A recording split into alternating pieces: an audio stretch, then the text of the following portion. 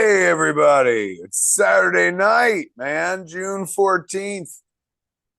And it's time for Fat Man Beyond. I'm your host, Kevin Smith. I'm the other guy, Marc Bernardin. Hey! Oh, Coming to you live, kids, from our respective homes. Mark, of course, lives in a Kubrick movie. I do. And I'm always in the shitter. And I live in a children's museum. Connecting us to you, the world, is Banff Man himself. He's in the house as well. Give it up for Banff Man. Banff. Hey. I also live in a children's museum, but I put a green screen behind me so you can't see it. I know. I saw some fucking Instagram post where something, I guess a bird got in your house and knocked yeah, the Y-wing off, and then you went and printed up like the fucking piece to repair it and shit. I was like, my God, man, my man's talented at many things. What a commitment. Yeah, I was so upset. It broke the struts off my vintage Y-wing. The plastic was brittle and it all broke in half. So yeah, I 3D printed new parts. Never gonna land again. It's an alpha male problem, man. Fucking broke my struts on my Y-wing. Boy. Oh man. What's is sigma like? Is that low or high? Where is it? Like Alpha, beta, gamma, sigma, theta. in the manosphere, a sigma is something. I thought it was like wolves or some shit. I don't know. Yeah. But lose when you bust the struts on your Y-wing. That's no. Guaranteed panty remover. That's a man problem. Yeah. The problem only our ancestors ever would have had. A forefather wood chopping in the day. God, I hope the world stays like that. Where that's it. That's all we got to worry about. The biggest issue that JC and we face is 44-year-old man breaks 42-year-old toy.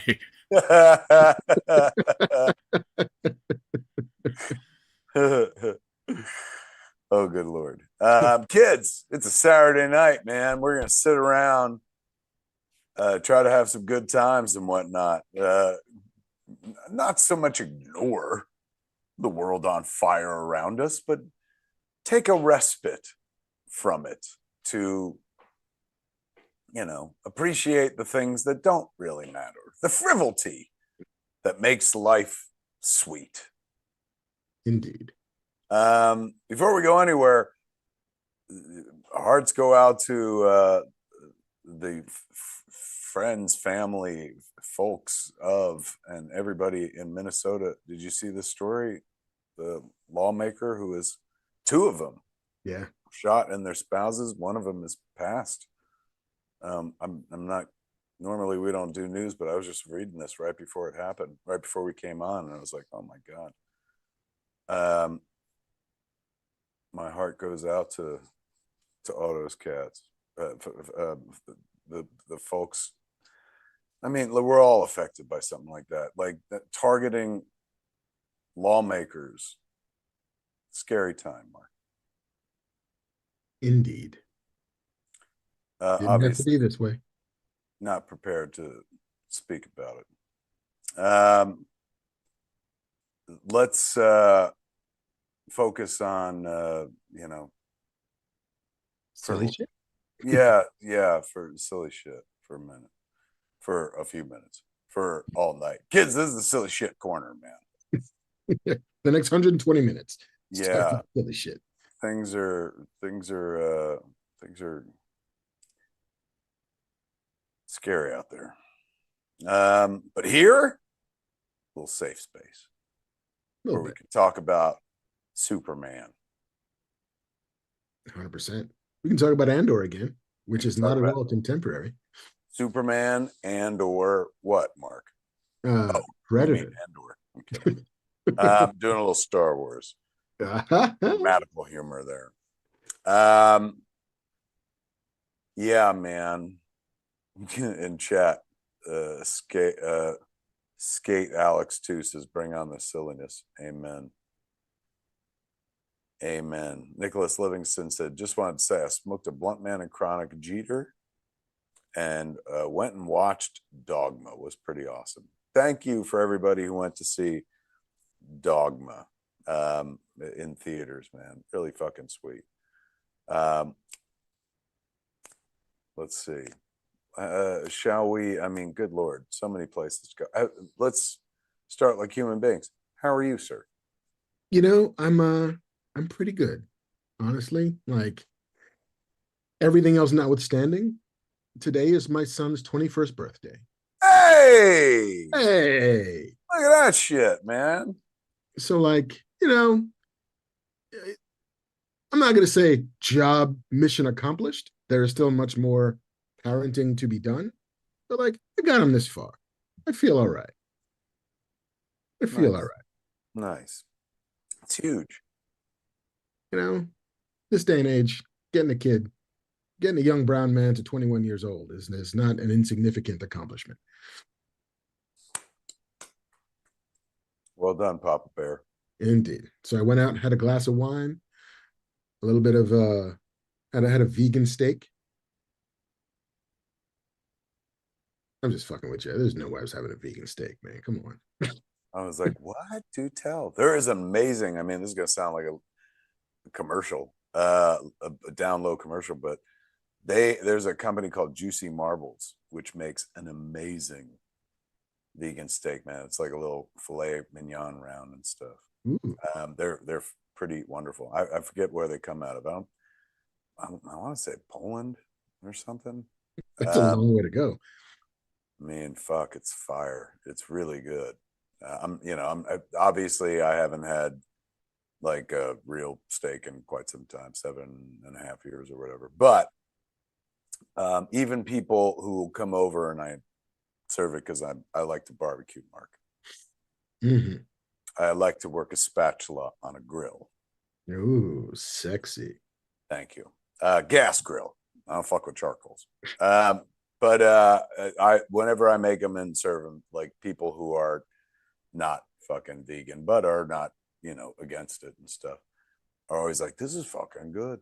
So they're not a sponsor. So it's just Juicy Marbles if you're into. There is a vegan steak, but you didn't have one. I didn't have one. I had a steak that came out of a cow. It could have been a Polish cow, for all I know. Maybe that's just Poland is doing it right. Kurt Zupin in chat says, come on, people, hit the like button. Yeah, man. Yeah. Laura D says, Kevin, would you eat printed meat? I'd try it. I mean, what's it printed out of? Unless it was like, it's printed out of fucking animal flesh, then no. People! Like printed out, yeah, if it was Soylent Green, fuck yeah. No, I would try it if it was like, this ain't same shit they make a Beyond Burger out of, because, man, I love me a Beyond Burger. Mm. Don't get between me and a Beyond Burger. This sounds like a commercial as well. These people aren't paying us. Shall we do our ad? Let's talk about the people who are paying us. Yeah, folks. Because when you're just sitting there talking about food as much as I was, you know who your friend is? Chubby's. Chubby's, kids. That's right. Chubby's, tonight's proud sponsor, man. For a very limited time, shop Chubby's biggest sale of the year for $45 shorts and up to 65% off select gear. Hit up chubbysshorts.com. That's CHUBBIES, then another S, HORTS.com, man. Grab your favorites before they're gone. Miss the sale? Like if you're watching this weeks from now, don't sweat it, man. Use our exclusive code BEYOND, all capital letters, BEYOND. Did they always have to spell shit in the early days of television when they were doing ads? I feel like when they were doing 21, when they were like Geritol, GERITO. I find we do a lot of spelling. Use our exclusive code BEYOND for 20% off. 20% off. Are you nuts? Support the show. Let them know we sent you when the survey asks. And get ready to turn some heads, kids. Summer's here. Dress like it in Chubby's. This is where I get to talk about Chubby's for a minute. I actually went in the pool. My house came with a pool. This ain't like humble bragging and shit. I'm not a pool person. I rarely go in a pool. It's not a big pool. It's like a plunge pool, I guess they call it or whatnot. You've seen it. Like it's not. Yeah, it's an Olympic sized pool. You're not doing laps. No, fuck no. But it's such a bummer, man. 'Cause that we used to have like yellow labs. They'd all jump in the pool, man. We got these two German shepherds. They won't get in this fucking pool, man. So I went in the pool to try to lure them in and whatnot. I'd be honest with you, I picked one up, brought it in, and then she got out and was like, "Why would you do that?" Point is, I was wearing fucking Chubby's bathing suit, man, and that shit was comfy, comfy, son. And I looked. I'm not gonna say damn good. I'm not gonna say I looked fuckable, Mark, but for me in a bathing suit, I look pretty good, man. Chubby's is flattering. I like Chubby's, man. Chubby's, I like them a lot. I mean, look, I like the fact that they're our sponsor, but I'm just talking about it as a guy who pulled them on. It's my naked body. When you pull on a bathing suit, Mark, that's an intimate relationship. It ain't pulling on a pair of jorts because I got like undies between me and the jorts. It's pulling right into your nuts. Yeah. Caressing your ball sack. You got it. That's a relationship built on trust. And Chubby's, you look trust up in the dictionary, Chubby's, ironically, is right there. I mean, they're comfy, casual. They're built for life, man. The Chubby's original stretch shorts can live on your legs. Available in long, short, waist short. Hell yeah. They come with a relaxed fit, elastic waistband, and no fuss design. They're the kind of shorts you'll forget you're wearing until you get an onslaught of high fives and compliments. You pair those shorts with a Chubby's Performance Polo, and you're good to go, son. For a brunch, backyard party, accidentally crashing a wedding? What? With a structured collar to stay sharp, four-way stretch for comfort and breathable, moisture-wicking fabric, this polo keeps you cool and looking pulled together. And no ad read is complete without a shout out to those classic lines from Chorks my man was talking about. They took everything annoying about old school swimsuits, like scratchy mesh liner, and replaced it with soft, supportive boxer brief liner that keeps you dry, comfortable, and chafe free. With dry fabric, four-way stretch, and great prints that bring the heat. Whether you're jumping into the ocean or napping on a beach chair, somehow ending up at a rooftop bar, these trunks got your back and your thighs. Let me tell you something, man. It's crazy. As you were talking, there's like, they provide like a video ad. These cats, these Chubby's people in the ad, they look like they're living life to the fullest, man, having a good ass time. I don't think I've ever had this much fucking fun in my life. Look at them all. Well, are you not drinking Schlitz Gay like you're supposed to? I mean, is that the SNL commercial? Look at these cats, man. And then they put up Chubby's. Having a good ass time. Kids, you want to live like the people in the ad? Fuck, I do. Shit. Go and patronize the good folks at Chubby's, man. Chubby's. For a very limited time. Shop Chubby's biggest sale of the year, man. $45 shorts. Get up to 65% off select gear, as we talked about. Hit up chubbyshorts.com. CHUBBIESSHORTS.com. And grab your favorites before they're gone, man. Miss the sale? Don't sweat it. Use our exclusive code BEYOND for 20% off. Support the show. Let them know we sent you when the survey asks. Get ready to turn some heads. Summer's here. Dress like it in Chubby's, man. We thank the good folks at Chubby's for sponsoring this here episode of Fat Man Beyond, man. Hell yeah. Chubby'sShorts.com.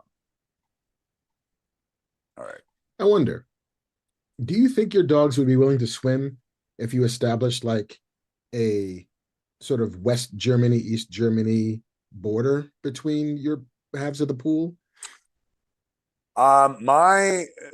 Yes, they are German Shepherds, but they are Alsatians. I call them the Alsatian sensations. That's another name for German Shepherd. If you don't want to rock the German. I kind of bury that. I'm like German Shepherds. I got German Shepherds. Somebody at one point was like, "Hey, your cop dogs are cute, but back up." And I was like, "Cop dogs? That's right, they are." They have been known. I mean, let me tell you something right now. I'll be honest with you. If squirrels were felons in this world, these fuckers, like you could go to sleep safe in the knowledge that it's going to be a crime-free world because not a squirrel misses their fucking intent. You would think like they got an omerta that goes back generations or some shit. Like a squirrel killed one of their fucking grandparents or something. They Squirrel. hate them so much, dude. Like it's like animal racism to some degree. It's like really, really disturbing. And it's very like I try to explain to these fucking German shepherds that like this ain't a good look. Number one. Number two, I run an outdoor fucking nut cafe. You know, Jersey squirrels. Like all are welcome. we it's on brand, you know. Happy Pride. Happy Pride, everybody. We got fucking, I was going to say 2-for-1. We got a 1,000-for-1 nut special. You come in, you can take as many nuts as you fucking want, man.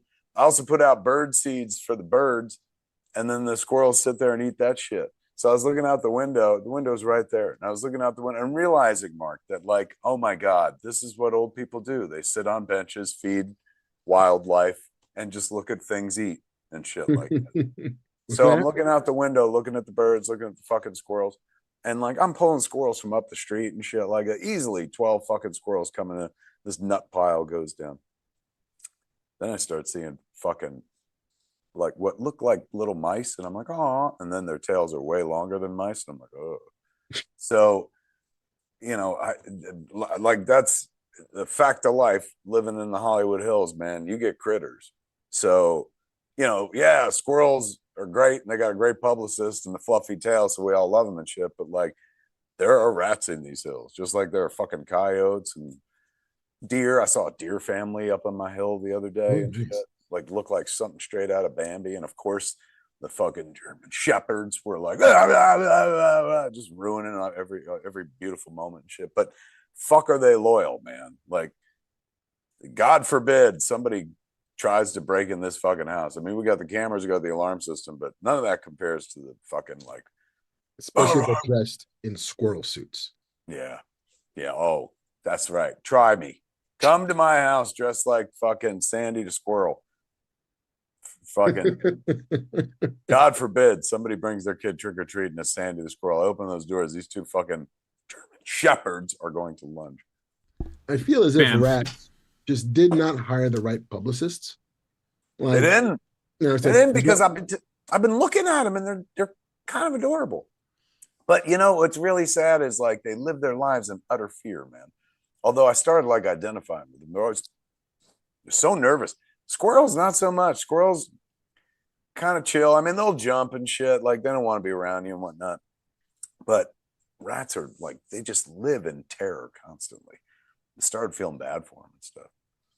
How are they with flying squirrels? Because I imagine with all the Bullwinkle, you've got to have some flying squirrels around. I will say this much. Last night I was here writing in the wee hours of the morning till about 3 in the morning.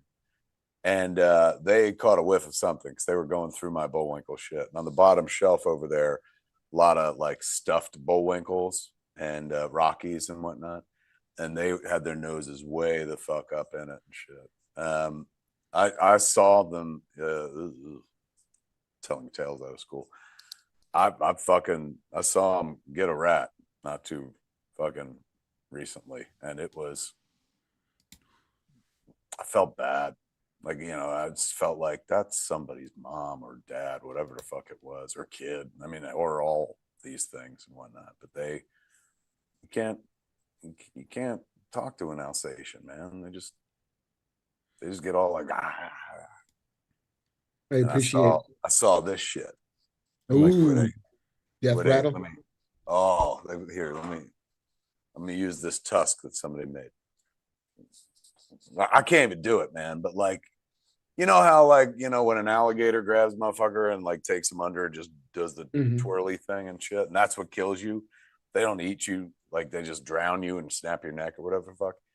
That's like why it's so unnerving watching, like seeing, because I didn't watch. I fucking like ran away, to be honest with you. But like these motherfuckers are lovely, you know, they're my favorites. Oh, my girls and shit. And then watching them go feral as they're like, and realizing like there is a very fragile relationship here. Because like my face is always in their fucking faces. And all it would take one of them to be is just like, I wonder. And the bite fucking, I don't know whether it's not radius, but this Tensile shit strength. is like, I think they're fourth on the list of dogs.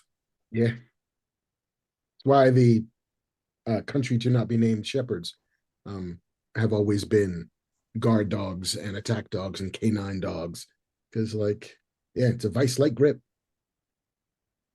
But they're good girls, man. I just try to keep them away from the fucking squirrels, which is tough because that's my Again, day job out there. I really enjoy feeding fucking the animals, like crazy.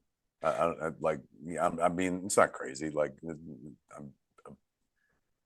I'm a caregiver. I'm naturally like somebody that wants to make sure everyone's okay and shit like that. So I guess it stands to reason I also love animals and whatnot. But the older I've gotten, the more it's like I got to make sure we got enough peanuts and shit, and I got to feed the fucking birds.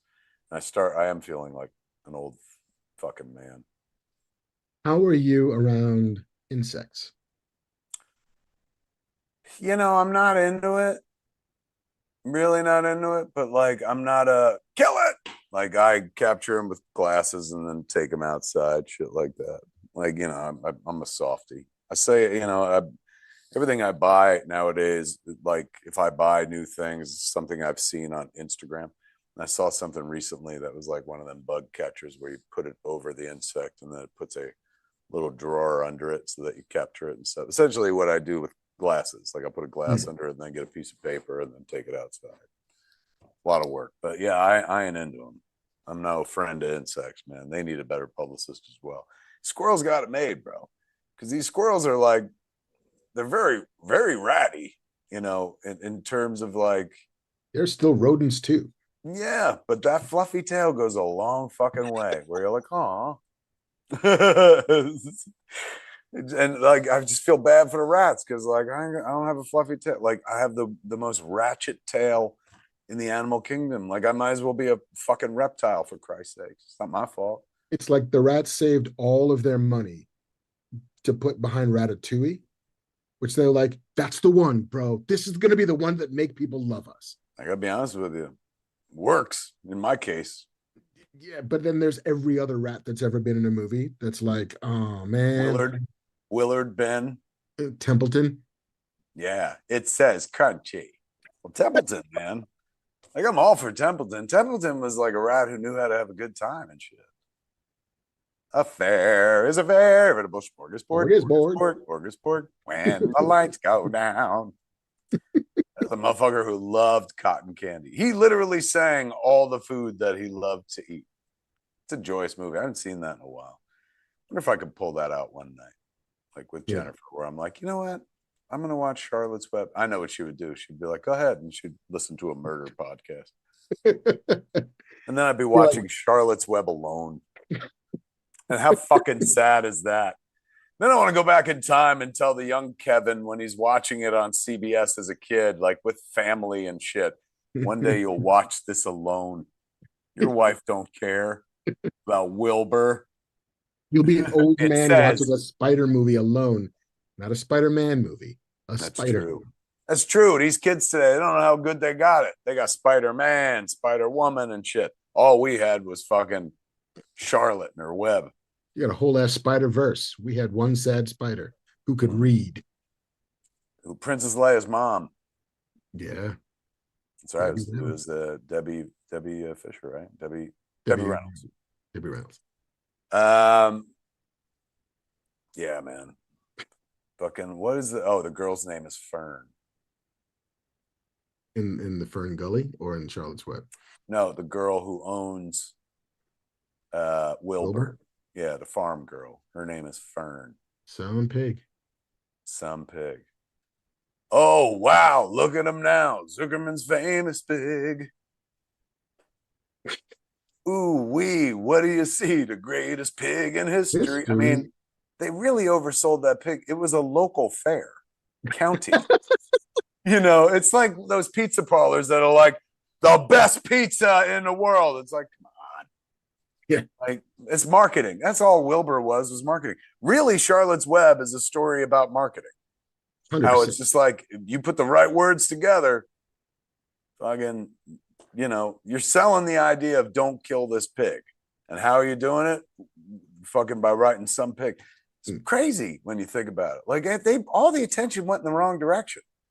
Fucking pig is just standing under this web that literally has words written in it. The spider, that's your fucking hero. That's who everyone, oh, wow, look at her now. Charlotte, the fucking web writing, life saving spider. She's like a modern day Oscar Schindler with a better moral compass.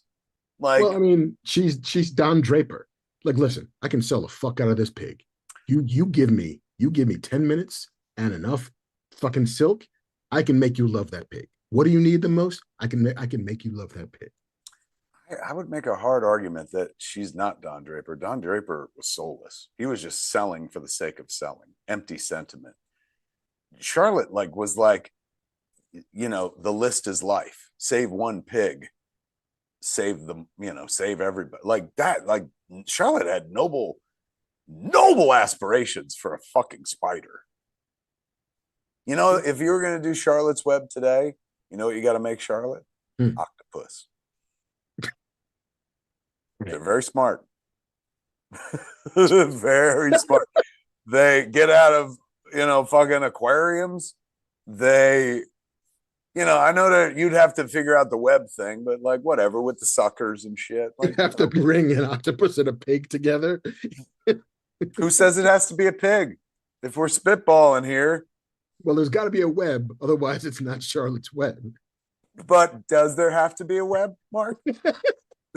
Seriously, like we're just blue sky in here. Imagine Charlotte's Web sans web. And so, what if her name isn't Charlotte? What if it's like Bridget? Yes. And what if Bridget is, a 27-year-old scientist who's worn glasses her whole life, but then when she takes them off, we all see how beautiful she is. People like, can't you just do the spider and the pig story that works so well? I'm like, no. Come on. Everybody's done with that. Octopuses are the new spiders. What's the new pig? Chickens. So it's an octopus and a chicken. Chicken's a little soulless, though. You can still get behind a pig. It's got 4 legs, shit like that. Gives birth to like a little pig. Chickens are easy to fucking like forget about because they, They are, but I like where your head is at because you want it to be a food stuff. You want it to be a bit of livestock. Oh, yeah. Something that's in jeopardy. I mean, look, cows are like, we're right here. Who's better than me? Chicken, like, no, chickens are cold. They look like little baby dinosaurs.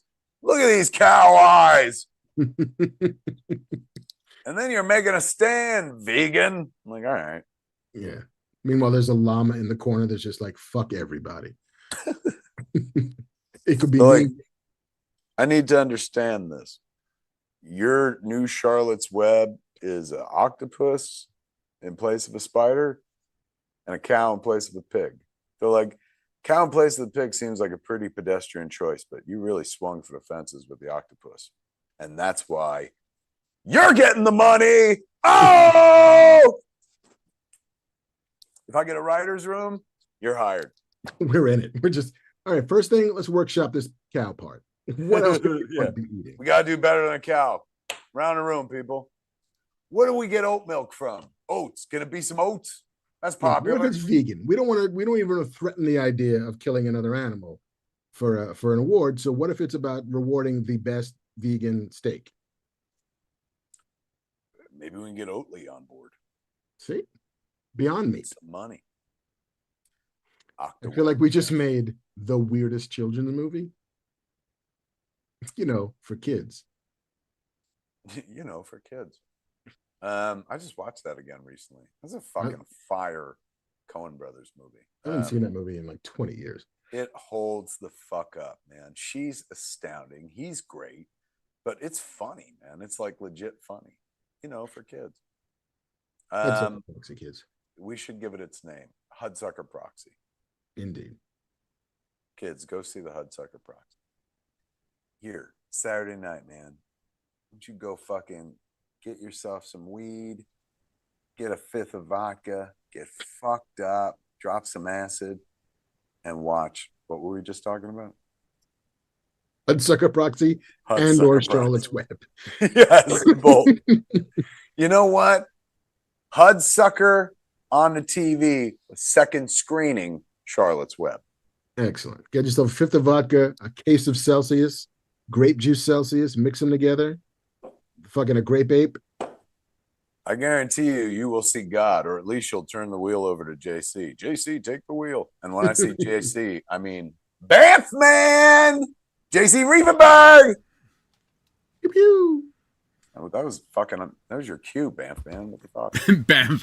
I wasn't, I was just taken with the octopus story. I wasn't quite sure where we were at.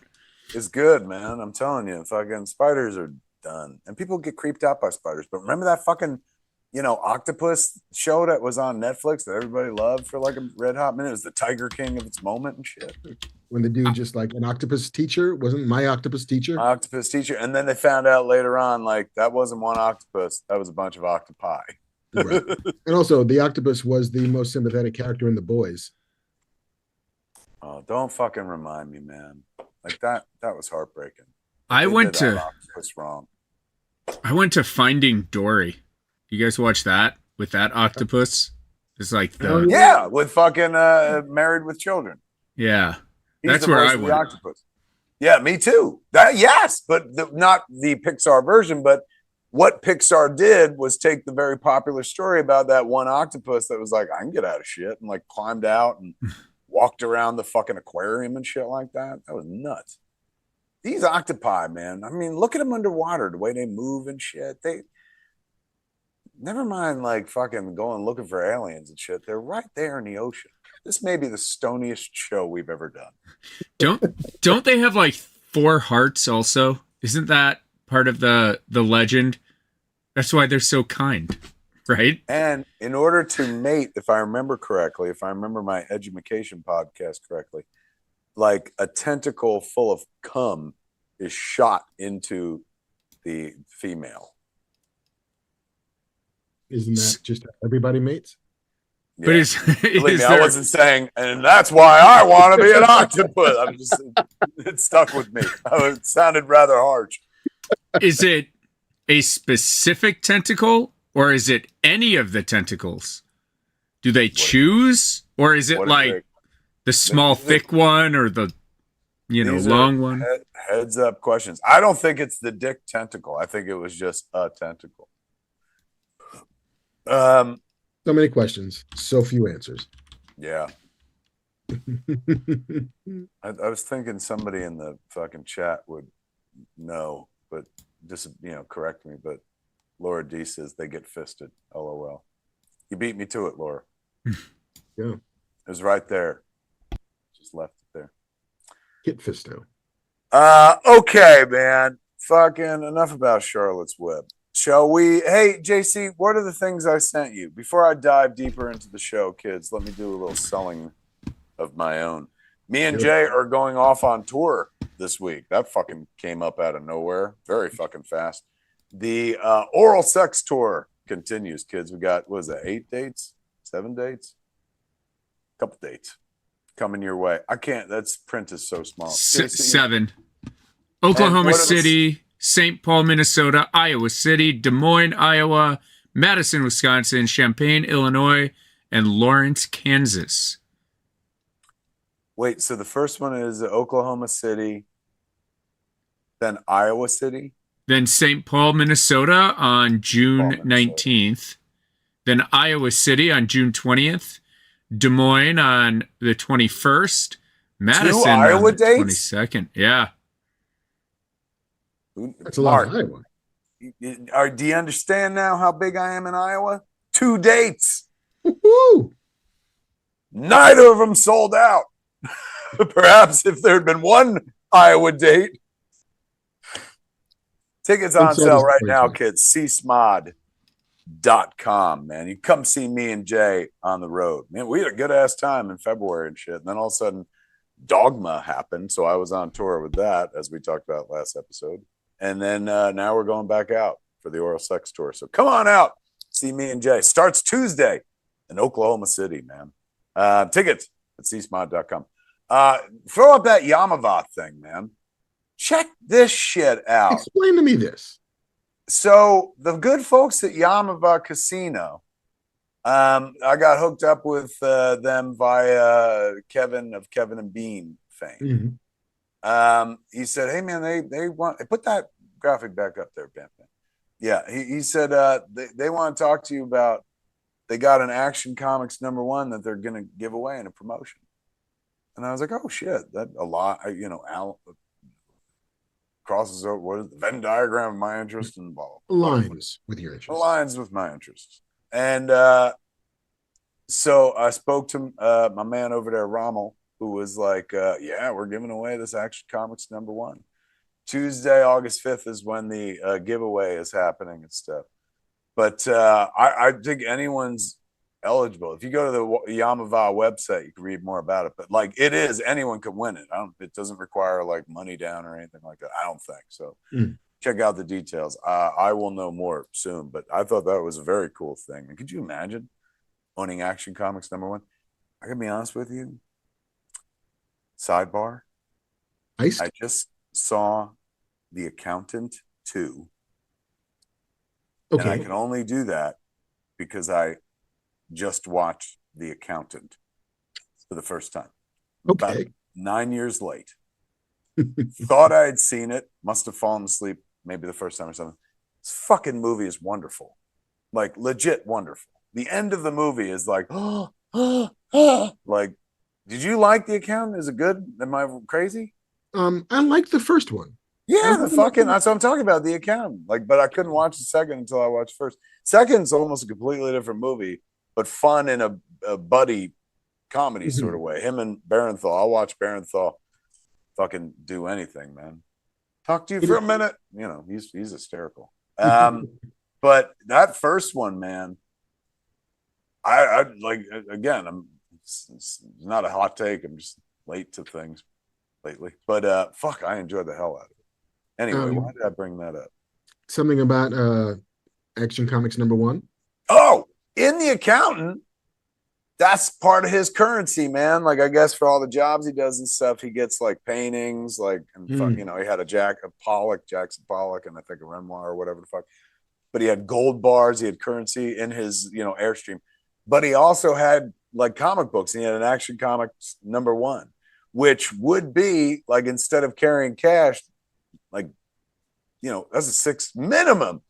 Like, you walk into a pawn shop, that's a 6-figure book, but like, that's usually $1 million book. No, Bamf.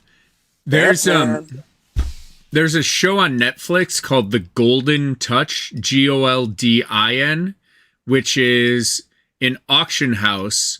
And I guess season 1 was all about sports cards and things, but season 2 was all about pop culture memorabilia.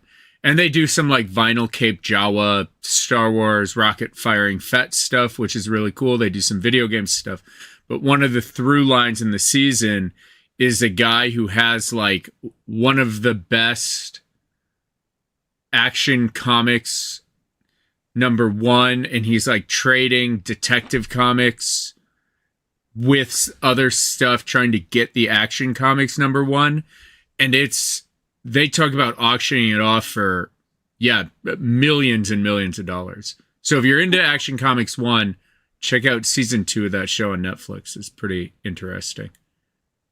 In the chat, let's see. D'Angelo P says you have to play basically $777 to qualify to win, but the higher tier you are, the more entries you get, I believe. So I guess it is not like no playing necessary. You might have to play at Yamava Casino to get it.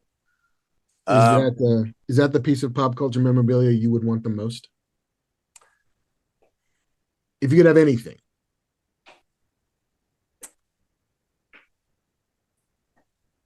I mean, like, did you see my Bullwinkle over there? I've seen it, but is there a Bullwinkle? The one on the wall? See that bad boy? Yeah. But is there a Holy Grail? Is there a Bullwinkle Holy Grail? Look at that bad boy. That came from right there. That came from the Dudley Do Right Emporium itself. But is there a Holy Grail that I would like? I don't know. I'll be honest with you, man. I still like troll fucking eBay and the internet looking for like Bullwinkle. Now I've moved into Captain Crunch, like adjacent, because Jay Ward did all the Captain Crunch commercials. So lately I've been like fiending for Captain Crunch. I bought a lot of Captain Crunch cell artwork. I bought a pack of Captain Crunch playing cards, man. Old Captain Crunch. I don't go for that Soggy's bullshit, Mark. That's when like they moved off of the Jay Ward characters. I'm talking about classic Captain Crunch, Jean Lafoot, my fucking Brunhilde, Carlisle, fucking Dave, Sea Dog, Alfie, classic crew of SS Guppy. Take that shit seriously. Why did I get on that? Oh, so what would I want? I don't know, honestly. Like, I can't, part of me is like, ooh, the Ark of the Covenant, from Raiders. That'd be badass. Screen use prop. You want just the actual fucking Raiders prop? You mean I could have the actual Ark of the Covenant? I mean, that's what I'm saying. Oh, no. Well, sure, if you want it. I'm sure the Vatican has it. Spear of Destiny? I mean, yeah, it's all in a warehouse somewhere. And do you know what the Spear of Destiny is? I do. Pierce the side of Jesus, held by a Longinus. Of our Lord. That's right. Well done. Fucking. That's a writer, ladies and gentlemen. He knows the name of the fucking centurion that fucking lanced our not Lord and Savior, Jesus Christ. Writer. Yeah. That is, that's. But in DC Comics, the Spear of Destiny, Vandal Savage is always trying to get it, right? Because it's his Infinity Gauntlet. Like he could do some shit with it. I'm hovering between whether I look fat tonight or don't. I think I just sat around and ate all day. Maybe that's why I'm feeling particularly fucking look rosy cheeked, chubby. I went to one of my favorite bakeries in the area is the Toluca Bakery. And it's this little family bakery, man. Mom, dad, son, and all vegan food. And I'm telling you, these cats would be like so fucking huge. Like if people came to Toluca, like I was telling them today, I was like, you need to go set up at the farmer's market, man. Like, because this shit is incredible. So they had these things, they call them yo-yos, man. That was like, I don't know how to describe it, but like, here's how to describe it. It was like a raspberry zinger, but a round ball version of that and vegan. And I had 3 of them today. And I think I see each one of them. I think they're sitting right here like fucking Marlon Brando, in Godfather. You come to me on the day of my daughter's wedding. I was wondering if you would be Senator Corleone. This committee owes me an apology. Kevin Corrigan, the actor. Mm. He's in Logic's movie, Paradise Records, which I was back east for the premiere at the Tribeca Film Festival, and it played through the fucking roof. Outstanding. Like, it was just fucking great. But there's a moment where Kevin Corrigan and what's his name? I love him to death. His name escapes me right now. Oh God, he was just in Oppenheimer. David. Oh fuck, his name's gonna come to me in a second. But they play 2 mob dudes, man. Yeah. And like, Logic just had him like ad lib a conversation about The Godfather. And Krumholtz, that's it. David Krumholtz, who I fucking adore. And he is magic in this movie. Like, him and Corrigan together, I don't know if they'd ever met, but Logic put them together, and they have this beat where they're playing like mobsters, but they're on their way into the store, they're talking about The Godfather, and Krumholtz's like, I don't like it. And he's like, what do you mean? He's like, I don't like it. He's like, yeah, there, I said it. He's like, I can't say it out loud. I might get whacked. I don't like The Godfather to get whacked and shit. But Kevin Corrigan is like, he's quoting The Godfather, but he quotes like the least memorable line. And he goes, are you kidding me? This committee owes me an apology. Like of all the Godfather lines you could choose. That was it. He's very talented. But in any event, that movie is so fucking worth seeing. I hadn't seen, I've seen it with, I cut for those that came in late and shit. Last year, Logic made a movie that I was an exec producer on, but more importantly, I was the editor on. And so we just screened the movie for the first time at Tribeca. So I was so deeply invested for a movie that I didn't write and direct myself. I was so like deeply invested because every cut is like mine. So I'm hoping every fucking joke lands and shit like that. It's all about timing because it's a funny fucking flick.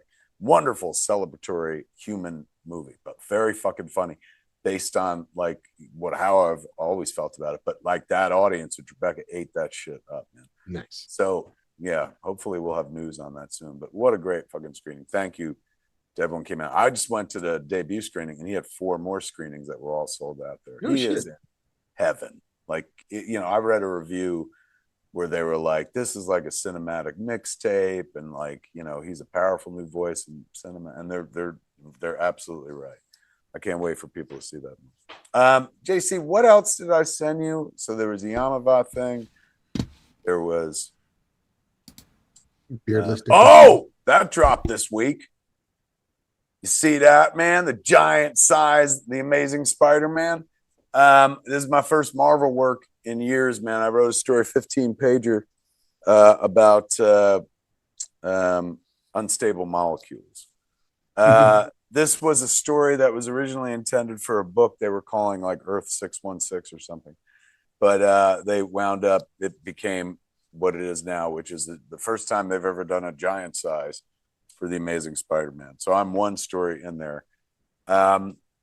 That's on stands now. Meanwhile, fucking next month is Archie. Archie dropped. And right there, Banff Man has just put up, we're having a signing at Jay and Silent Bob's Secret Stash July 5th and 6th, kids. The book comes out, the Archie book comes out like on the 12th, but the good folks at Archie Comics are getting us books early, man. Ooh. I love this book so much. So much. I can't wait for the world to see it and read it and shit like that. It's good as time. Fernando Ruiz did a fucking beautiful job drawing the shit out of it and stuff. So we're doing a signing at the Secret Stash where it's, I'll sign the Marvel book, the Giant Size Amazing Spider-Man, and then the Archie meets Jay and Silent Bob.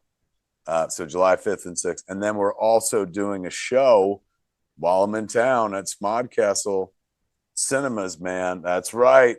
Beardless, Dickless Me live for the very first time and for the very last time. Why the last time? There's a story behind that, but you got to pay to find out. Come see us, kids. Me and the kid doing Beardless, Dickless Me live at Smodcastle Cinemas, July 5th. Tickets at csmod.com. So yes, Nestor Prina says, is the signing at the Secret Stash free signing? No, we don't do free signings. We don't do anything free. No, we do things free. But this is you get the slot. So you buy a ticket, and that gives you like these 3 signed books or 4 signed books and shit. And then a picture because we bring in the photographer and shit. And so it's like a little package, but more importantly, there's a time. We used to just do, hey man, we're having a signing and shit, and no bullshit. Like 1,000 people show up, and then I'd be there. The longest signing we ever did, the Secret Stash, 22 fucking hours. Oh damn! To accommodate like everybody that came. So in the age of like, I guess we found out like during pandemic when we first started doing things. I probably from the movies, all the movies pop-ups we did. We start fucking with Talk, and Talk gives you like a time to show up, time slot. So in any event, that's signing July 5th and 6th. Man, you go to csmod.com or you go to Talk and enter Jay and Silent Bob Secret Stash, and you come hang out with us. July 5th, Beardless, Dickless Me live, and Jay and Silent Bob Secret Stash. Amazing Archie signing. What are we calling it? I don't know. I forget. Has a name. So yeah, is that all the stuff I sent you, Jason? All the things I need to fucking. Oh yes, man. So remember we had our boy Adam on for the food that built America. Indeed. The mega brands that built America. The mega brands that built America is on right now on History Channel. I think their third episode of the season airs tomorrow nights on Sunday nights. But the fourth episode, kids. Who's in that one? That guy? You're going to see this. You're going to see all of this talking about the mega brands that built America and shit. That's next week. But get on it right now. The show's been so good this season, man. First 2 episodes. So episode 3, or this season's episode 3. The third episode of this season airs tomorrow night. And then next week I'm on it. Outstanding. Oh yeah, man. Oh yeah. All right. What's going on? I watched a movie. So have I. Ooh, what movie did you watch? That's not The Accountant. I saw, let me see, The Accountant 2. I just watched Echo Valley. Mm-hmm. It's a movie that's got whatchamacallit, Julianne Moore and Sydney Sweeney in it. Oh, yeah, how was it? A good watch. Yeah, not bad. Let's see. What else have I seen? God, I watched another thing just recently. Oh, I just watched Mountainhead. Oh, how was that? I meant to check that out. This is the Max or HBO Max on whatever they're called this week. The Jesse Armstrong movie. Jesse Armstrong is the guy that did Succession. Right. And there's about 4 billionaires that meet while the world is like fucking falling apart. It was like I was never bored. I was always intrigued. It's kind of word porn. It's very dialogue heavy, and I love that. The whole time I'm looking at it's about billionaires, and it's set in this beautiful place they shot in Park City, man. This gorgeous old house, or not old house, gorgeous big house that apparently costs like $65 million, the house alone, and shit, the most expensive house in Utah. But the whole thing, as I'm watching it, I was like, wow, you could really do this as an indie movie, because it's just a 4-hander. It's 4 people in a room talking. So you could do it as a play pretty easily, but you could have done a low budget version of it as well. Not like it hurt from the big budget aspect of it. All the cast is wonderful across the board. It's worth watching, man. Totally worth watching. Apparently, the production and post, I think, took like a month and a half, something to that effect. Like they went from like we shot it and then it's airing in like 2 months. What I think is? Mountainhead. I think that was the production cycle. I think it was like they shot it and then it was aired 2 months after they shot it. Yeah. I mean, it felt very finger on the pulse. Like, oh wow. Like, yeah. We don't like billionaires anymore. Let's do a thing talking about how awful billionaires are. How fast can we do that? Give me 6 weeks. Yeah. I watched Predator, Killer of Killers on the Hulus. How was it? It's really good. It's really good. It's if you're not familiar with Predator, Killer and Killers, it's something of an anthology about various times that the Predator has been to Earth and encountered the finest warriors in the land. If the whole point of the Predator was, and apparently it's just like come to fucking Earth, or scour the galaxy for the finest predators to test our metal against. They seem to keep coming back to Earth. And so it takes place in 3 time zones. The first one is like Viking era. And so the Predator settles on this sort of female Viking warrior. Second time zone is feudal Japan and settles in on this pair of brothers, one of whom is a samurai, one of whom is a ninja. And then the third one is set during World War II, settling on a pilot. And it seems to be what the new Predator movies are doing, especially under the helm of Dan Trachtenberg, who did Prey, the phenomenal Prey, which was also like Predator throughout history. That one was the sort of pre-colonial America. And yeah, man, the action is great. The animation is astounding. It's so fucking beautiful, and yeah, the action direction is off the charts good. It's bloody as hell. Um, and it's a really good use of both that IP, which people have struggled with in the past. And I think the key seems to be the Predator is not your main character. The Predator is a foil to whoever your main character is. And so do the work of setting up somebody who's super, super interesting and then throw the Predator into that fucking mix. And when Predator movies are good, that's why they're good.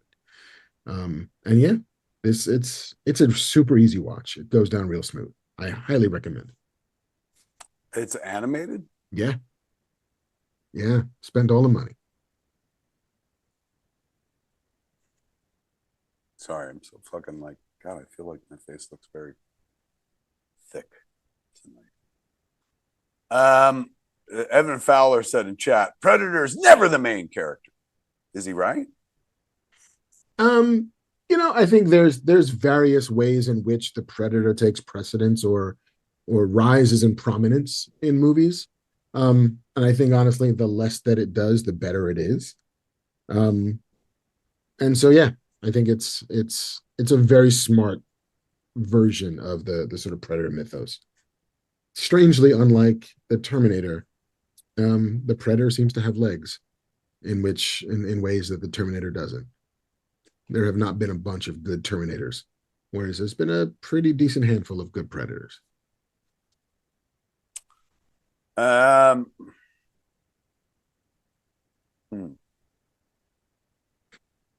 Fowler said, I didn't say it quite so harshly. LOL. Yeah, it's true. I did give it a bit of a performance. All right, man. Let's talk about other things. What else have you seen? What else did I see? I saw Ballerina. How was that? It's I've now decided to start judging these movies by, do you have an action scene that I haven't seen before? And there's like a flamethrower duel, which I've never seen anybody do that before. And that's pretty fucking cool. Although, like, generally, I think the John Wick series, the further you get away from the original, the thinner the soup is. The original is a perfect revenge thriller. Dude's wife dies. Her last act was sending him a dog to help him learn how to grieve. Somebody kills the fucking dog, and John Wick claws himself out of retirement to kill everybody involved with that. Super clean, super simple, super pure. The further you get away from that sort of inciting incident, the less meaty the movies are. They sort of compensate for that lack of emotional directness with lore, with like, let me tell you about the high table, let me tell you about this guy, let me tell you about this rule, and let me tell you about markers and the this and the that and the all of that business, which I like a good lore, but it never really held the same emotional pull as the first one did. And this is an even thinner version of it. The action is always fucking great, and that goes without saying. And the action here is also fucking great. I do wish that, slight spoiler alert, they had not given away that Keanu Reeves was in Ballerina in the trailer. He is. Is it a flashback? Because I saw a John Wick movie where it seemed like he died. Yeah, this is all sort of it takes place somewhere between John Wick's 2 and 4. So yes, he hadn't died yet in this particular chronology. So he just like, there's a conversation where somebody's like, well, you got to send somebody in. Who should we send? We'll send the best. And then you just see like black shoes stepping off of a train. Like, I wish that I didn't know that was going to be Keanu Reeves, but I did, because they gave it away in the trailers, because they kind of had to. But yeah, man, there's a couple of fucking really smart action scenes in it, and I'm always here for that. That was like The Accountant. While I was watching The Accountant, because of the trailers for Accountant 2, I knew the relationship with Barenthal on Accountant 1, so I wasn't surprised by that. Right. Excuse me. But I was surprised by the very end of the account. It's a real, like, I wanted to find the screenwriter and give him a hug. I was like, I didn't see that fucking coming. Well done. Jenny Aguilar Mickelson, a zombie Jenny, if you will, asks in chat, Mark, do you need to see the other movies in the Wickiverse in order to see Ballerina and understand it? I think it helps if you see the first two. You should see John Wick 1 just because it's great. John Wick 2 helps set up some of his origin story, specifically Angelica Houston, who plays the sort of matriarch of the Ruska Roma, which is the segment of this mob universe that John Wick belongs to. And so that bridge could help you understand what Ballerina is all about. Watch them all. Like, they've all got something amazing in them. But you will never feel the way you felt when that fucking dog dies. I mean, they built an entire franchise on that. Like, that justified him to do anything to anyone. So I'm telling you, man, like, James Gunn, I know he's not this guy, but you better not hurt that dog. You better not hurt that dog. Although, my God, the drama you can get out of that. That's why you do. Being injured. Everybody knows what it's like to lose a dog. And it hurts. Mm. And I ain't saying this is going to happen in the movie at all. No way. Because I hear Crypto's in the Supergirl movie. I read that someplace. But man, oh man, could you imagine fucking if Crypto gets fucking killed and Superman goes all John Wick, snapping necks and shit? I'm not sure. I saw that movie. That already happened. No, don't save me. Yeah, man. Fucking let's talk about that trailer for a minute. The last trailer that they put up. Yeah. Superman saving that lady in the car by holding the building up. Like that's right before it hits the the Lex Luthor voiceover and stuff is like just I'm ready. I'm ready to receive. Can't wait. I bought my tickets already. Did you? You're one of those cats? Tickets are on sale right now? I'm one of those cats. I'm still an opening night cat, man. July 11th, right? July 10th. Because now, for whatever reason, like Thursday night, they still count as opening night. Wow, why not us? What are we doing wrong?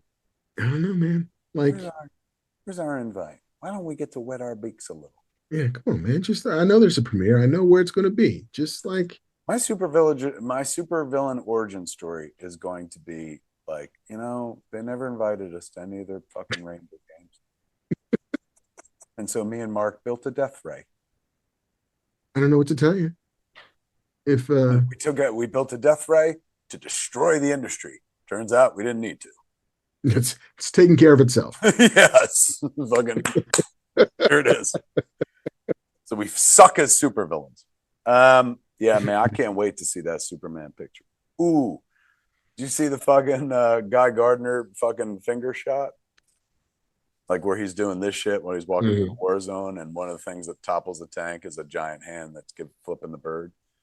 I mean, I'm here for the pithy, shitty, snippy Nathan Fillion Guy Gardner. Did you see him with Superman in the trailer? He's like, make a move, Big Blue.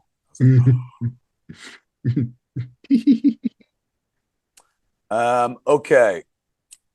Did you see there's a little social clip that I think Gunn posted where he and Corin Sweat are talking about the trunks and the decision to include the trunks in the Superman costume, and Gunn was like, listen, like, I wasn't going to do it. I really wasn't. Like, we had nothing but designs of that suit that didn't have the trunks included.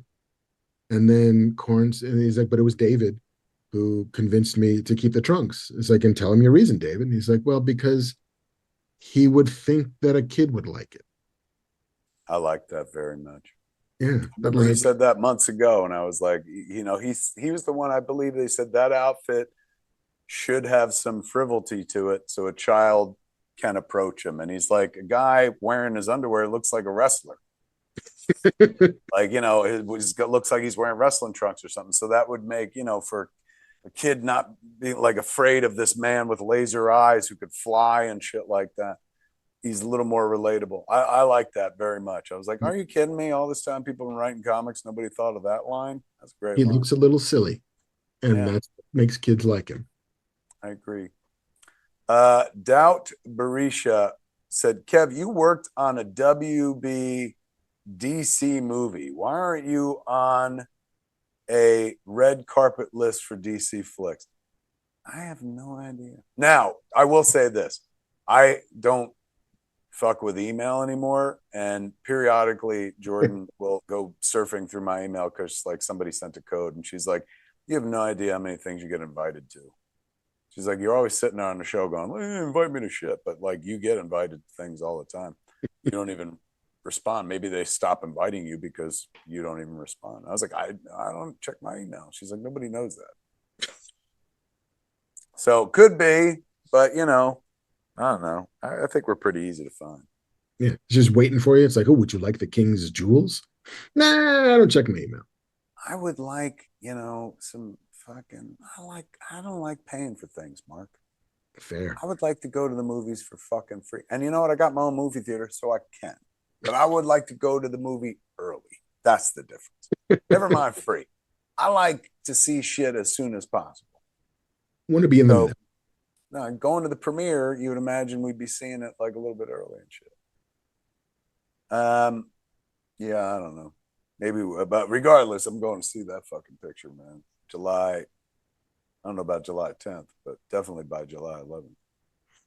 Definitely before Comic-Con. Hey, buddy, eyes up here. It's a great fucking bunch of trailers.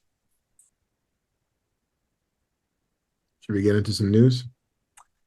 Yeah, man, let's do it. Let's do it. Well, I mean, we got news here, kids. Marc Bernardin's going to give you the news. Bring him the news, Mark. It would be foolish to pretend in any world that the top news item this week are Bluntman and Chronic dolls. This is the news. This is all the news you need. Look at these fucking things, man. From the good folks Plastic Meatball. They made Bluntman and Chronic figures. And look, the blunt saber comes out of his sleeve like an old Star Wars figure.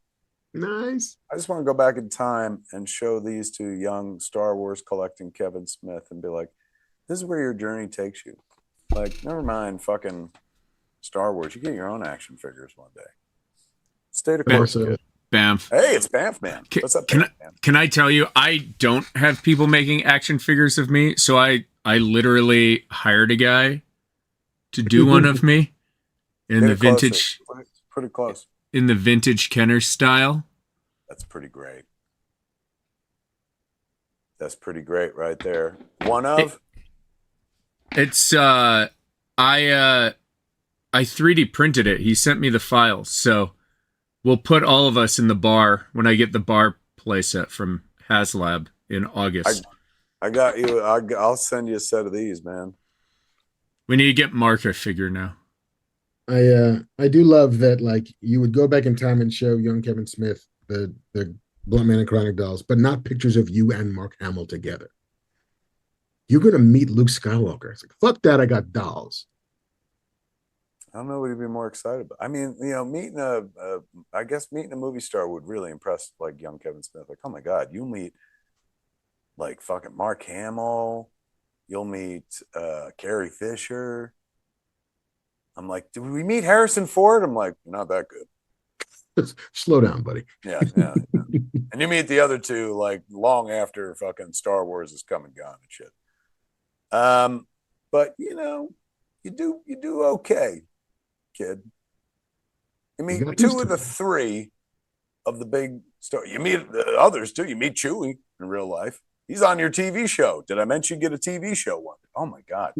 Yeah, you're right. It's weird that I'm like, I just want to go back in time and tell him about the toys. It's like, there's so much more to tell that kid, but he's got to figure it out for himself. He's got to discover it. You know, I don't want to ruin, no spoilers and shit. Yeah. Plus, butterfly effect, Mark. What if I like tell him one thing and then he never becomes this fucking guy? Just don't leave him the almanac to sports events for the next 50 years. May I show you something that we do a lot of shows. It's Modcast of Cinemas. Bob Perlitz gave me these fucking Rocky and Bullwinkle board puzzles. Look at this rare image of Rocky, the flying squirrel, flying, just flashing an entire city. Yeah, but like with him, you rarely ever see the wings and shit like that. Look at this. This is when life was simple. But you know what? It wasn't, because they were dealing with the Cuban Missile Crisis and shit. If you watch these cartoons, they're funny as fuck, but like they give you, honestly, I think they comfort me, because I go to sleep every night listening to Rocky and Bowling. I think they comfort me because like their storylines, I'm not saying they mirror today, but they're not that dissimilar. And there's this weird comfort to like, well, everything worked out for the kids who grew up watching this cartoon. Like, the world didn't blow up, even though they thought it was gonna at any given moment. Shit. So maybe we'll get through this moment. I'll tell you right now, though, you can chart the not so much the danger or threat level in the world, but my reaction to it, to what's going on in the world, by the amount of comic book work that I'm doing. That is how I've noticed that subconsciously I've started to deal with my fears, concerns, dreads. I pour myself into writing comics, and I'm writing a comic right now that, once again, I want to go back in time and tell young Kevin Smith, you're going to do this as well. And he'll be like, what the fuck? But I've got a lot of comic book work coming up, man. I mean, obviously the Spider-Man thing just happened. Then Archie meets Jay and Silent Bob. Then there's 4 issues of fucking Quick Stops, my Secret Stash press book. Then we're getting ready. Well, there's going to be another fucking crossover that I'm doing with another label. Like our first intercompany crossover was with Archie Comics. Mm-hmm. But there's another one that I'm working on right now, man. Ooh. Secret Stash Press crossing over with a well-known publisher of comic books, if you will. So, and Taos Comics? I have been writing. That's my Rain Man. You know how he would do the who's on first bit to soothe himself? Mm-hmm. My self-soothing is I've been writing comics like crazy. I'll be knee deep in the world of comics, and it seems appropriate to talk about here on Fat Man Beyond for the next, feels like 2 years. I had a very cool discussion recently with some folks where I was like, you know what? I will do that. They were like, it seems like you're into writing comics again. You want to do it? And I was like, what you got? And they hit me with something. I was like, I might have to take you up on that. So you know what? Yes. It's good therapy for me. It's good to keep my head someplace else. I don't know. I'm sure some people will be like, keep your head in the fucking game. Never mind your fantasy bullshit. But like, I'm not an important individual, kids. I'm not a serious person. And my job in this life is to entertain the people who are fucking serious and shit like that, I think. So I'm in my lane. And what I'm doing, while it helps me deal with the world and shit like that, in a healthy mental health capacity, it's therapeutic, but it's also fun. Like, I just love figuring out how to write comics. And then I read a review or two of my Amazing Spider-Man, the giant-sized Amazing Spider-Man story, and like there's one review that was really nice, and nothing really bad, but somebody was like, this is the weakest story in the bunch. Nothing really happens. And I'm like, well, I mean, it's a 15 like fucking pager that is an anthology. However, in the book, there is like, they introduce, I think Chip Zdarsky or whatever introduces a new character, like that's going to be in the Marvel universe going forward or something like that. But my story is very fucking frivolous. It's just, hey man, Spidey's doing this, hey, he's doing this. And I did get away with some like lines. Eric Carrasco texted me earlier to say, I think that's the first time in comics history that he's ever referred to, that Marvel has ever let anyone refer to Peter Parker's dick as his web slinger. And I was like, well, I got that going for me. One for me. So yeah, it's fun, man. And that's the thing. It's like reviews, whatever the fuck. I mean, I'm not saying the reviews were bad, but like, even if they are, who gives a shit? Like, I'm having a good ass time, and it's keeping my head out of dark fucking places and tumbling down rabbit holes of feeling ineffectual and, you know, fucking feeble and old and shit like that. Comics, kids. Comics. They're good for what ails you. Do you find it, well, I know personally for myself, but do you find it in times of chaos easier to work on other people's stuff or easier to work on your stuff? What a great question. I mean, in a world of preference, it would just be my stuff, right? Like, but like at the same time, like not only, you know, do other people's things pay, but like sometimes they're just interesting where you're like, oh, that'd be fucking fun. Like the comic stuff I do, like, you know, I don't fucking do to get rich. I do because like I love it and stuff. It ain't gonna lose me money, but it ain't gonna fucking make me a lot of money. But I ain't stretching the imagination. So it's more for the love. Although I think that Archie book's gonna do very well. I think it's gonna sell well for them, for Archie Comics. But it is our first crossover. Right? So I feel like, I don't know, man. Like I just went and pitched something. We were talking before the show began last week, you know, and that I didn't create, but that I'm involved in. And, you know, there's something freeing about it, right? Because if it's like, if they don't make it, you know, it's like, well, number one, it's easy to justify like, oh, they didn't make it because this is talking about something that's going to cost millions of fucking dollars, right? So not everyone gets a fucking TV show. So they got like a, you know, give it some serious consideration. But in a world where they, let's say they opt against, like, we're not going to do that. Like it's, you know, I get to walk away without feeling personally rejected. Yes, on some level, it's like, well, my involvement didn't make a difference enough for it to, you know, be greenlit or something like that. So there's that, you know, you got to carry that information around in your head and heart. But generally speaking, it feels different when somebody rejects something that is yours versus somebody rejecting something that you're in charge of that's not necessarily your IP, if you will. Interesting question. Why? Do you have a response to that?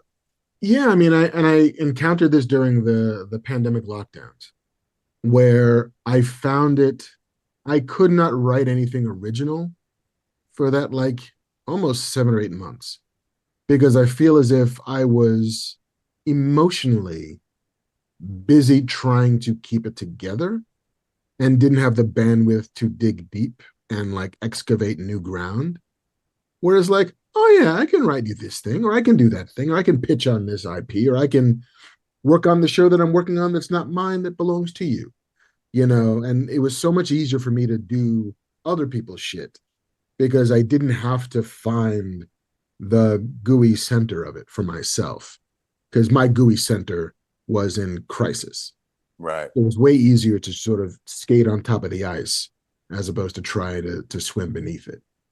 And, you know, I'm beginning to feel that now a little bit, where it's like, yeah, no, I can write on the show that I'm writing on now, and I can pitch on this movie that, you know, it's a remake of this thing, or I can, you know, do a proposal for that thing. But like the work of breaking new ground is getting increasingly difficult, because every day brings a new thing that I feel like I have to be a little more concerned than I would like to be about.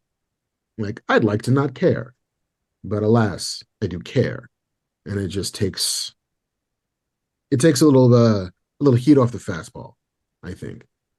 But I think I remember that was the big revelation of the pandemic, of the lockdowns, which was Do not put the pressure on yourself to write the great American novel or the great American screenplay, the great American whatever. Like we are all still coping with trauma.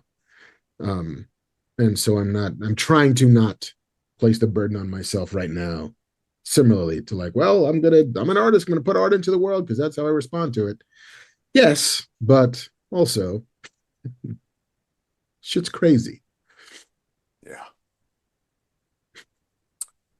John Evan Retro Guy Bear says, I'm surprised you are not crying, Kevin Smith. Why? Did something happen? Or just in general? Or am I like, are you going from like a 2-year-old thing where it's like Kevin Smith cries at everything? It's like finger on the pulse. Or unless there's something truly that I should be crying about. Comics Dad says, your story in Giant Size Amazing Spider-Man was really stupid. Sorry to say, that is the truth. Well, fucking thank God. I've been waiting my whole life to find out the truth, Mark. And who knew Comics Dad had it? You know, people are adorable. Like, to that's the truth. And it's like, no, Comics Dad, that's your truth. I'm going to my social media stream and pull out fucking 1,000 people that. What is truth? Sounds like it's more opinion. But I like the story very much. That's the important part. So yes, the news. There is a hold on. John Evan Retro Guy Bear says, you do cry at everything. LOL, Kevin Smith. Like, honestly, when was the last time I cried at a thing? Like, probably Black Panther 2. And I posted a picture and the internet fucking crucified me. But yeah, man, that's kind of old, man. I mean, every 2 years, man, you cry at something, which is like clockwork. Yeah. It's kind of like an old, I don't know. Anyway. You know what I guarantee you're going to cry at? Spaceballs 2. Yeah. I saw the all words trailer. I like that kind of thing. Like, as a writer, I'm like, that's my bread and butter. I love the idea of all words. How many years after the fact? Yeah, what is this? 2030 Bamf. 1987. It'll be 40 years when the movie comes out in 2027. Jesus. And the 50th anniversary of Star Wars. The same year. Josh Gad is involved in this, right? He's like one of the writers. One of the writers. When they talked about this, last year or whatever, when they started talking about Spaceballs sequel, I heard his name was attached. Yeah, but I saw Rick Moranis is coming back. Bill Pullman and Rick Moranis, and I mean, look, I'm all for Bill Pullman and Bill Pullman's kid, man, who was the Void Sentry in Thunderbolts. Bill Pullman hasn't stepped away from acting, whereas Rick Moranis has for a red hot minute. So getting him is a huge coup, I think. And also they got Mel Brooks coming back to do Yogurt, they said. I mean, 97-year-old Mel Brooks back as Yogurt because the Schwartz is with him. 100%. And apparently Kiki Palmer is also going to be joining the cast. Yeah. For the kids. Is she playing like their Ray? Unclear. Everybody's roles are being kept very close to the vest, clearly, except for Bill Pullman. John Carlos McMaster in chat just said, I hope Kiki Palmer is playing a take on Ray Finn. I mean, and it's if I had to guess, my boy Kill Josh Petrino, who is a filmmaker himself, and he makes beautiful art for us over at Smodcastle, man. He wrote, they couldn't even get Rick Moranis for Ghostbusters. He's got to be doing this for Mel Brooks, he said. Good point, man. Wouldn't surprise me. Good point. They fucking did Ghostbusters, and Rick Moranis is like, I'm good. But, it wouldn't surprise me if Lewis Pullman is playing Lone Star's son. Because duh. Yeah. Who could then be what? Kylo Ren, right? Could be, if they wanted to go that way.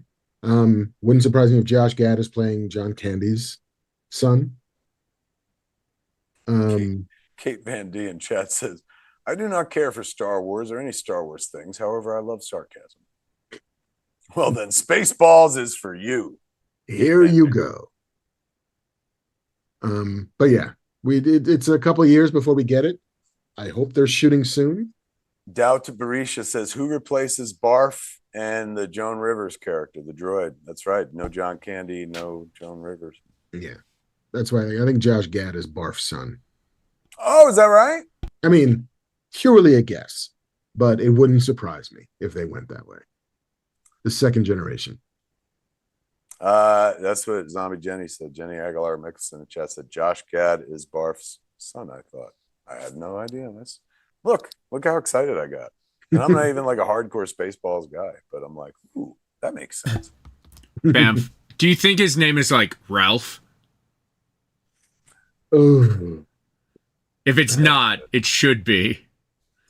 Yeah, somebody get a note to Josh Gad, for heaven's sake. Dear Gad. Bob Knarley's Magic Van says his wife was sick for Ghostbusters, right? No, I like, if I remember correctly, his wife was sick a long time ago. Yeah, she passed in the 90s. Yeah, that's why he stepped away from acting. But when they did those most recent Ghostbusters, god damn it, I feel like I'm like one of them bulldogs with hanging cheeks and shit. When they did the Ghostbusters movie most recently, like Jason Reitman and stuff, I think they reached out for him, and I think that's what everyone's talking about. He didn't even. And then he got like randomly beat up on the streets of New York. Remember that? Remember that? Yeah, somebody just punched Rick Moranis, which is like, it's like, fuck. What are you nuts? Goddamn. What could Rick Moranis have done to you? A Canadian American treasure.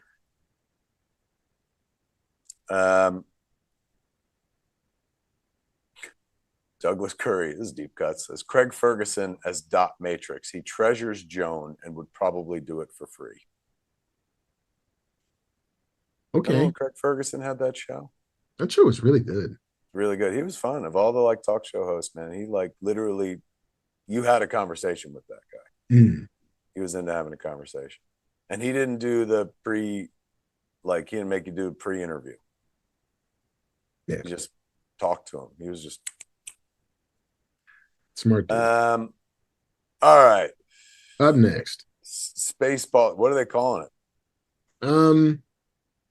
I mean, there is not a title yet, other than more Spaceballs, Spaceballs 2, Spaceballs : more words to come. But yeah, I await word of more developments from the Spaceballs, the movie camp.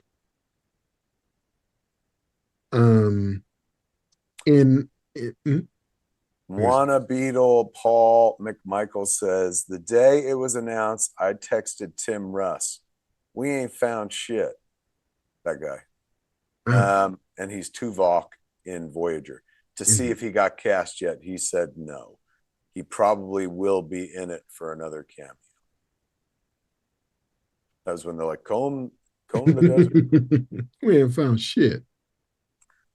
Spaceballs, the sequel. The Search for More Money. There you go.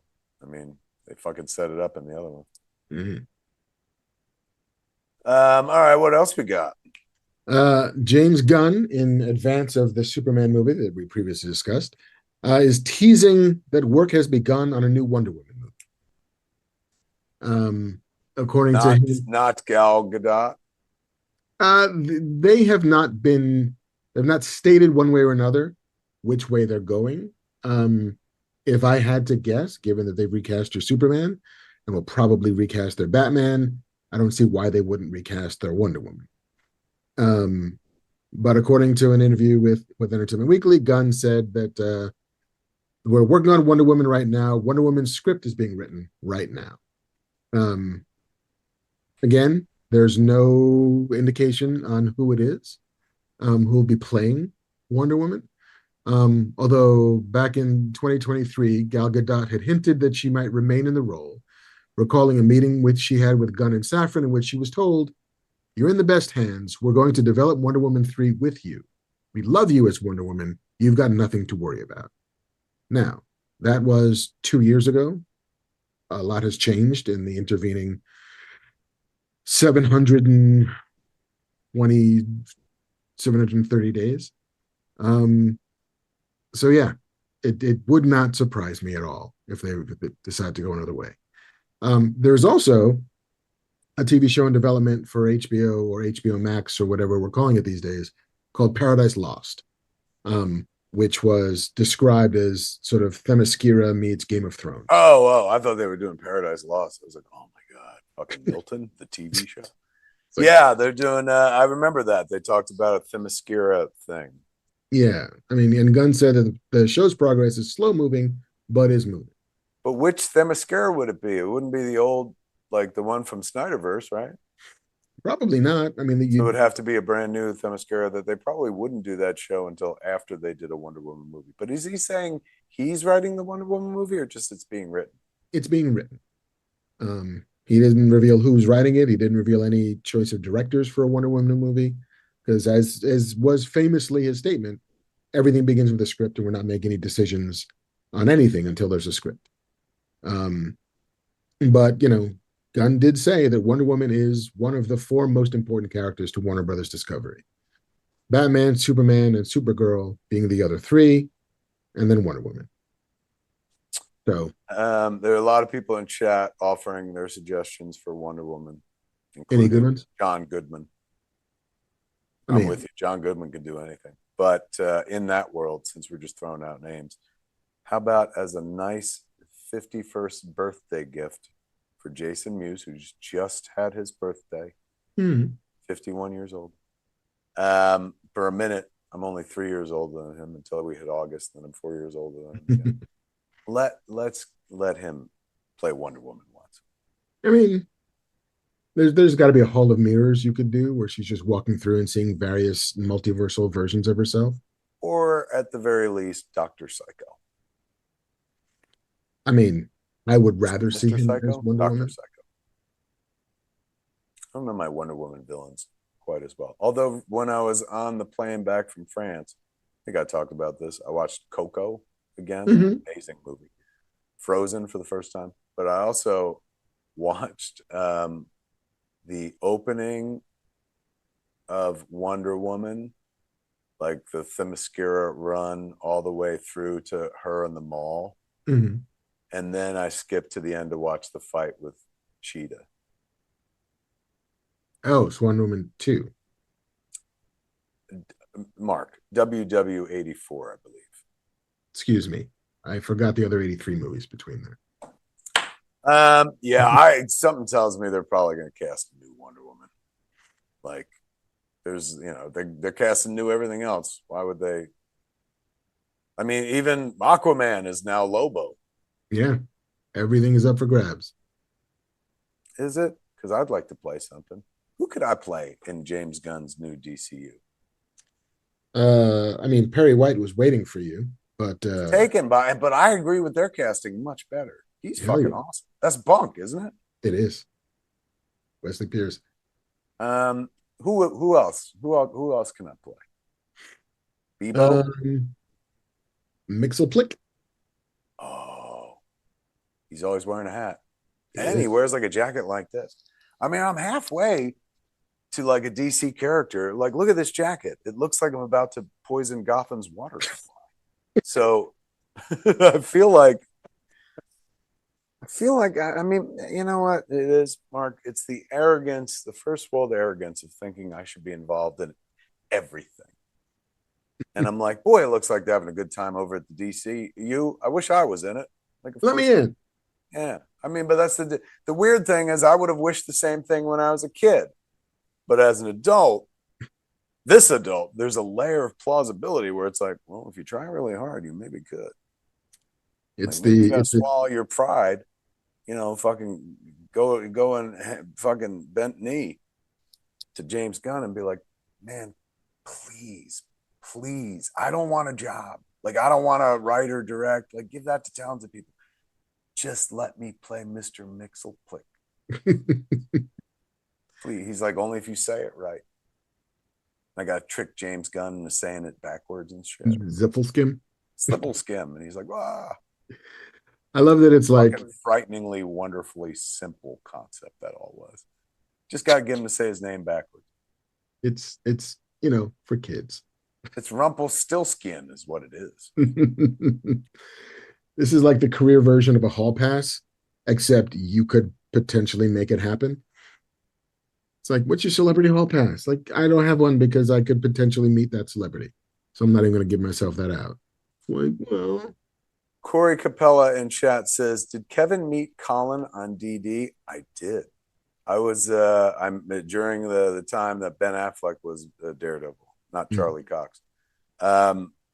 Colin Farrell was Bullseye. Lovely dude. Like absolutely fucking lovely dude. I was on an episode of Dinner for Five with the Daredevil cast because somebody dropped out. I think Michael Clark Duncan or something. They were like, "Can you sit in?" So he was a very nice guy. That was my overwhelming impression of him. Was like super sweet dude. And anything I've seen of him in the press since then has not changed that idea.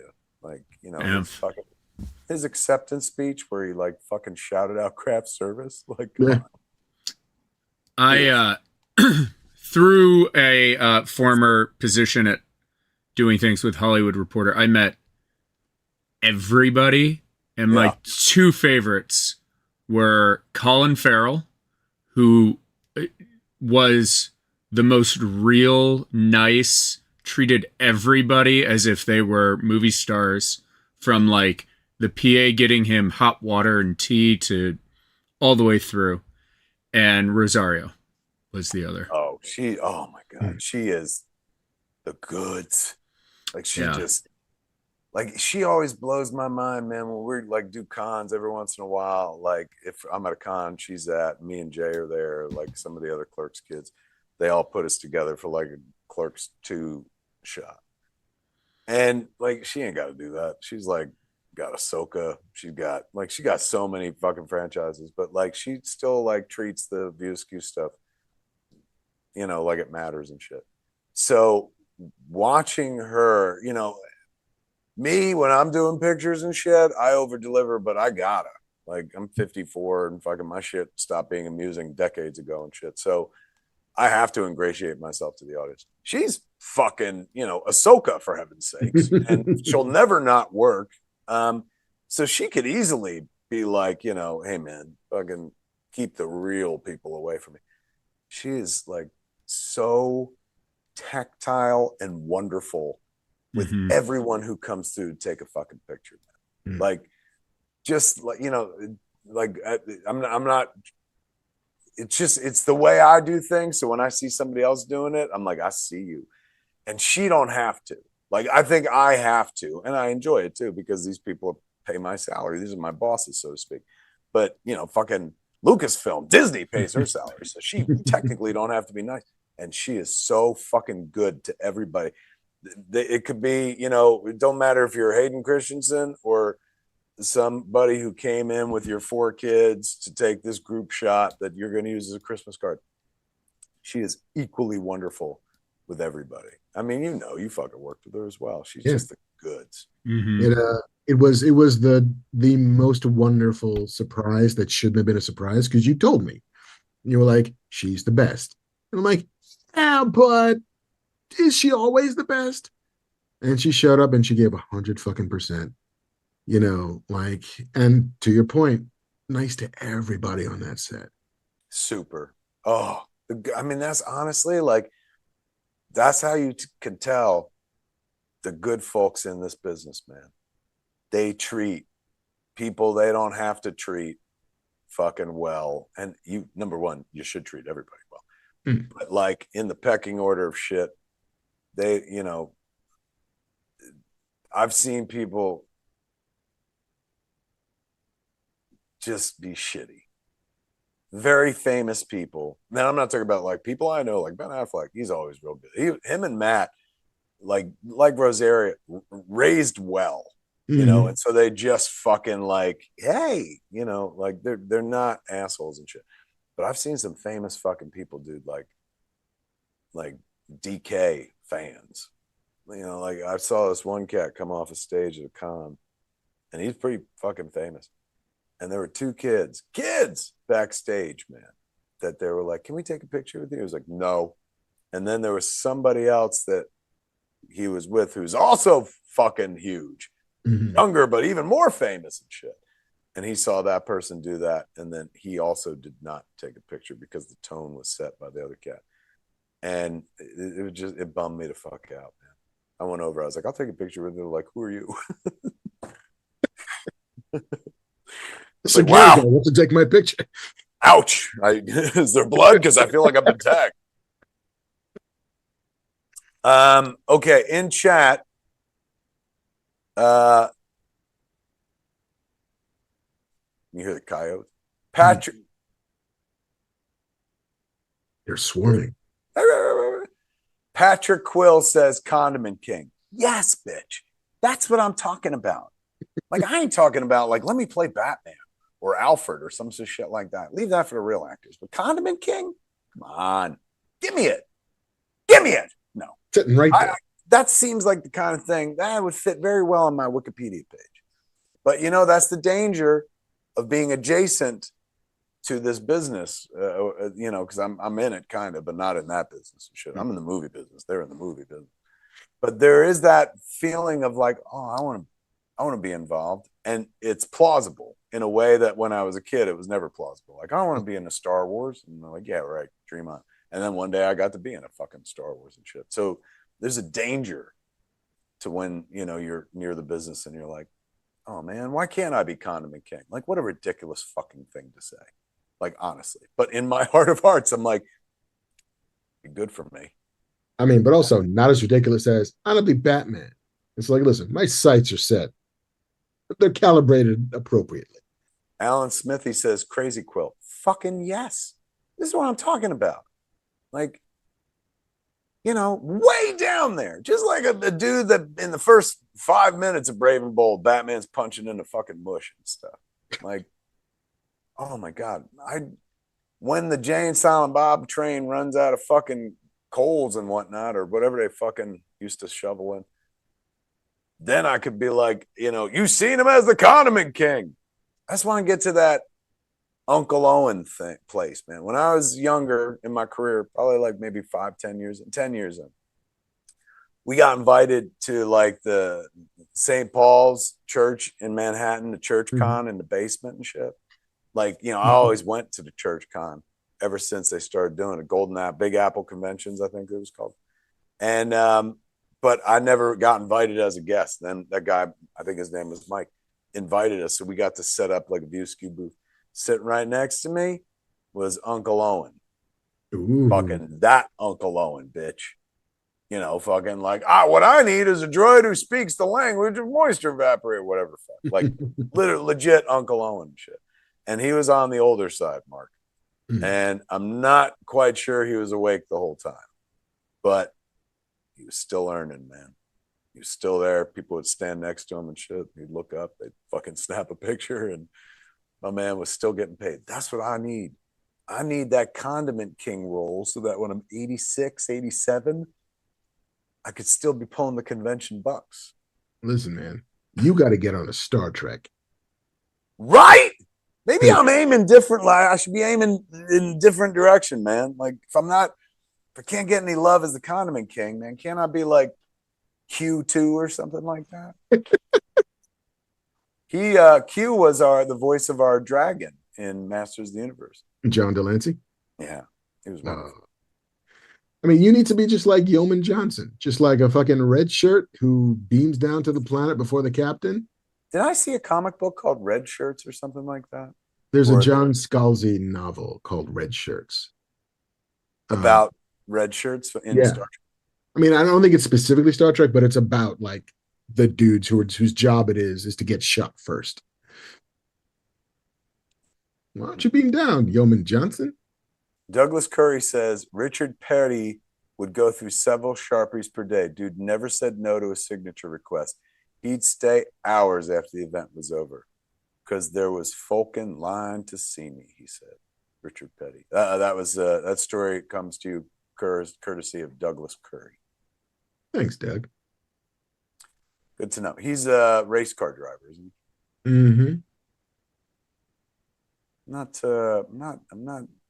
I love driving cars, but I'm not like interested in other people driving cars.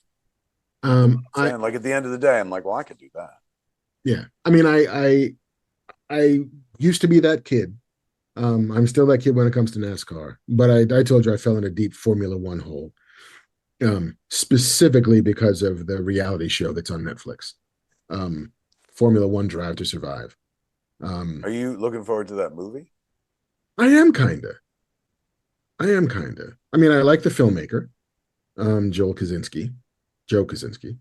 I like Brad Pitt. I like Damson Idris. I like fucking what's his face, Javier Bardem, and they seem to have put cameras in places you're not supposed to be able to put cameras. So, show me the filmmaking. Show me the sizzle. Give me a little of the old bang wow ziz zoom. Where are they putting cameras in the toilets? Chuck Berry style. Yeah, you were like, they're putting cameras where they don't belong. I'm like, what, the toilet? They're gonna see my dick on the show? I don't want that. Brad Pitt's brown eye. 48. C Diz 1E said, you in chat, you literally created a DC villain. You couldn't be closer than most. I did create a DC villain. Yesterday, I dropped my car off to get, fucking washed and vacuumed, and then took the dogs for a walk. And while I was walking in the valley, car stops, goes, Kevin. And I'm looking at the guy, and he goes, Reed Scott. And I was like, oh my God, man. I said, you're my voice. He's the voice of Onomatopoeia. But I know him more, of course, well, I know him as that now, but I'm a huge Veep fan. So that's Dan. So like, and honestly, I was telling my wife afterwards, I took a selfie with him and shit, and he had his kids in the car, and I was like, I'm sorry if this is creeping you out, kids. I mean, he stopped me, but I told the kids, I'm sorry it's creeping you out, because I'm a big fan of your dad. But it's nuts how, like, I've met people who like they do like the whole, like, I can't believe I'm just seeing you like here in real life and stuff. And that's always like, oh, that's sweet. I was that to Reed Scott yesterday. Like, I was making unnatural amounts of eye contact because I was just like, fuck, I like see you almost every day of my life on that fucking show, man. Like, this is crazy. Like, I was doing the same thing. Like, and I told Jen afterwards, it was like, it's crazy, man. Like, when you think somebody's famous, don't matter like if the rest of the world thinks they're famous. I would argue he's pretty fucking famous. Like, he's been in them Venom movies. They did very well and shit. Mm-hmm. But I was staring at Reed Scott yesterday while he was talking to me, trying to have a normal human conversation, as if he was, fucking Cary Grant or fucking Carrie Fisher. Like, I was like, famous. Like, it's crazy, man. It's so winking at his face like it's real. Yeah, it was wild. Talented guy. Lucas Hood says, Kevin, you could be the clock king and rock a bowler hat. You're not kidding. You're not kidding. These are all ace suggestions. Basically, we just need to find characters with hats. I think that's the common theme here. I could be the Calendar Man. I could be the bookworm. Remember Roddy McDowell played the bookworm in the Batman series? King Tut. You get the whole fucking the headdress. King Tut, who came first, King Tut or Maxie Zeus? I think King Tut came first, and then in comics they created Maxie Zeus as a response kind of to King Tut. Yeah, because I think King Tut was invented for the live action show. Yeah, but I don't even think it was like, we want to do Maxie Zeus, but we're just going to do King Tut. I think Maxie Zeus followed King Tut. Maybe somebody will correct me in chat. We'll see. Okay. Douglas Curry says, hey, Kev, Richard Petty is to NASCAR who Gretzky is to the NHL. Thanks for the validation. Red State is a hill I will fortify, not die. Good to know, man. We got some information. Every day's a school day. I mean, I knew he was in racing, even though I don't watch. Shauna H says, did Kevin ever go to detention? What, in school? Mm. I think like once or twice I had detention over my entire school career. Yeah, same. So weird, the things that traumatize you as a kid, like detention or being left back. Mm. And now those are not threats. Just like, I forget which comedian it was who was just like, I never encountered, based on all my childhood fears, I never encountered as much quicksand as I thought I would. Yeah, I don't know if that was John Mulaney or something. It's a Mulaney bit, yeah. That made me laugh so hard about like fucking quicksand. I thought quicksand would be a bigger problem. Bam. What up? So it's funny. So I live up in like a equestrian area, and like the big mountains before you go out to Santa Clarita, there's like a wash section, and people ride their horses there. And like once every few years, the neighborhood goes on high alert because a horse gets caught in quicksand, like right down the street from here. Because I saw the John Mulaney thing and I was like, oh yeah, quicksand. Like I thought I was gonna, like Princess Bride, I was gonna encounter it all the time. But in my neighborhood, quicksand is a legitimate threat to horses. Like Isn't that wild? Horse will drown in the quicksand? Yeah, like Artex. Like it's crazy. Serious? But that wasn't quicksand, right? Wasn't that like not the bog of eternal stench, but some fucking named thing? Yes, but similar. Like horses drown in it, which is wild. Anyway, so if you're in my neighborhood, don't ride your horse through quicksand. That's the thing. You can't tell it as quicksand when you ride. This public service announcement brought to you by The Never Ending Story. Treyu. Oh. All right. At the French Animation Film Festival, Annecy, which is in the Annecy part of France, apparently. Warner Brothers Animation and DC Studios announced that they are working on a Mr. Miracle animated TV show. Oh, seriously? Yes. Scot-free? Scot-free. Is he going to be married to Big Barda? Tom King, who wrote the Mr. Miracle comics with Mitch Gerads, is showrunning and executive producing. It comes after James Gunn's Creature Commandos, which is currently in production as second season. So, it's going to be animated? It's going to be animated. But yeah, it's all scot-free in Big Barda. Huzzah! I always liked the character Scot-free and him and Big Barda. I support this, man. And that book was very celebrated, his run on. Yeah, it was a 12-issue miniseries that won, as many all the awards you can give a thing. And yes, as somebody pointed out in chat, there's also going to be a Doctor Who kids cartoon, which seems as if it should have happened like 30 years ago. But yeah, fucking time traveling and going to places and teaching kids about stuff, trickling through time. And hey, we're going to go meet Van Gogh. Oh, hey, we're going to go meet Copernicus. Oh, hey, we're going to go meet Mozart. Like, yeah, like that should have been a thing a long time ago. And now it's going to be a thing on the BBC's preschool channel, CBeebies, which seems like a good idea. Jason Ambrose said, also make a Sky Doll animated series if there isn't one. Speaking of France, I don't know what that is. Is that a cartoon comic book? My last bit of news is that Robert Eggers, who made most recently Nosferatu, and is currently in production on a film called Werewolf. He seems to be a bit of a horror dude. Yeah. Is making A Christmas Story with Willem. You mean A Christmas Story, like? Yeah, Charles Dickens. Dickens. Who's in it? Willem Defoe seems to be. As Ebenezer Scrooge? Ebenezer Scrooge. I'm in. I'll watch Willem Defoe pretty much. I mean, that's Jesus Christ right there. Jesus Christ. Judas, help me. Struggling. This scene, you want to watch some fucking brilliant acting, go to YouTube. Well, you're on YouTube right now. Fuck this show. Go look up The Last Temptation of Christ, David Bowie scene. David Bowie plays Pontius Pilate to Willem Dafoe's Jesus. It's fucking brilliant bit of acting. Yes, Chad is reminding me, is correcting me gently, because Chad is a bunch of gentle people. It's A Christmas Carol, not A Christmas Story. Yeah. Good point. Those are two very different things, but A Christmas Carol, yes. And Thomas Jerome Newton says, "And a Luc Besson Dracula flick." Yeah, the first trailer for that dropped. I'm not sure who was asking for a Luc Besson Dracula film. It's Dracula, Mark. He Nobody ain't has to going ask. anywhere. They just keep fucking telling that goddamn story. Dr. Acula.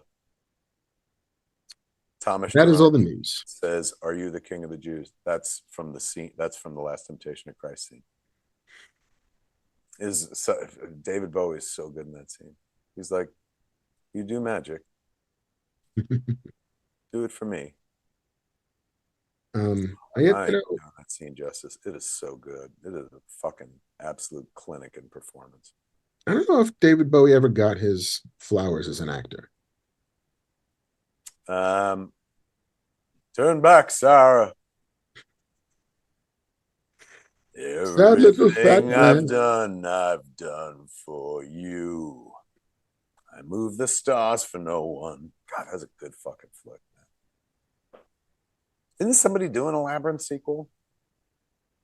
Yeah, they announced it not too long ago. It's still the Henson Company. Armando Silvas Jr. says, "Kevin, next year is the 15th anniversary of Red State. Will you be playing it at your theater?" Yeah, you better believe it. Mm-hmm.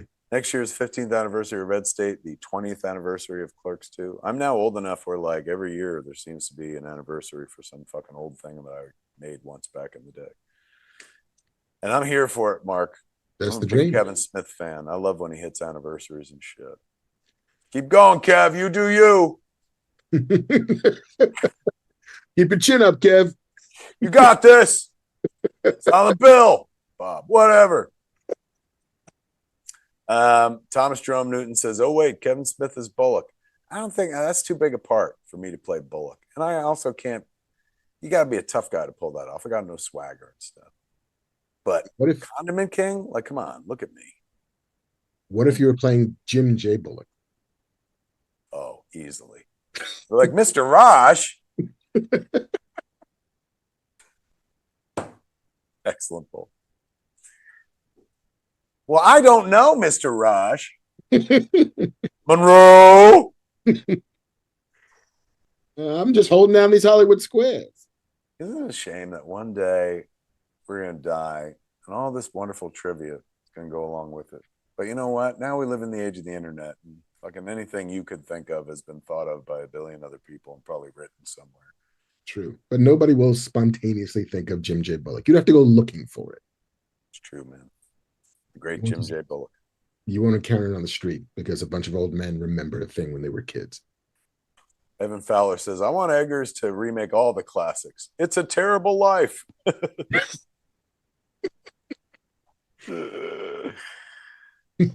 Oh, Do you know what the sound of the bells means? It means somebody died.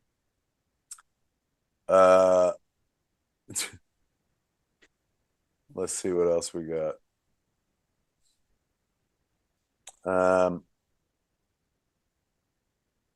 Did you see Lilo and Stitch yet?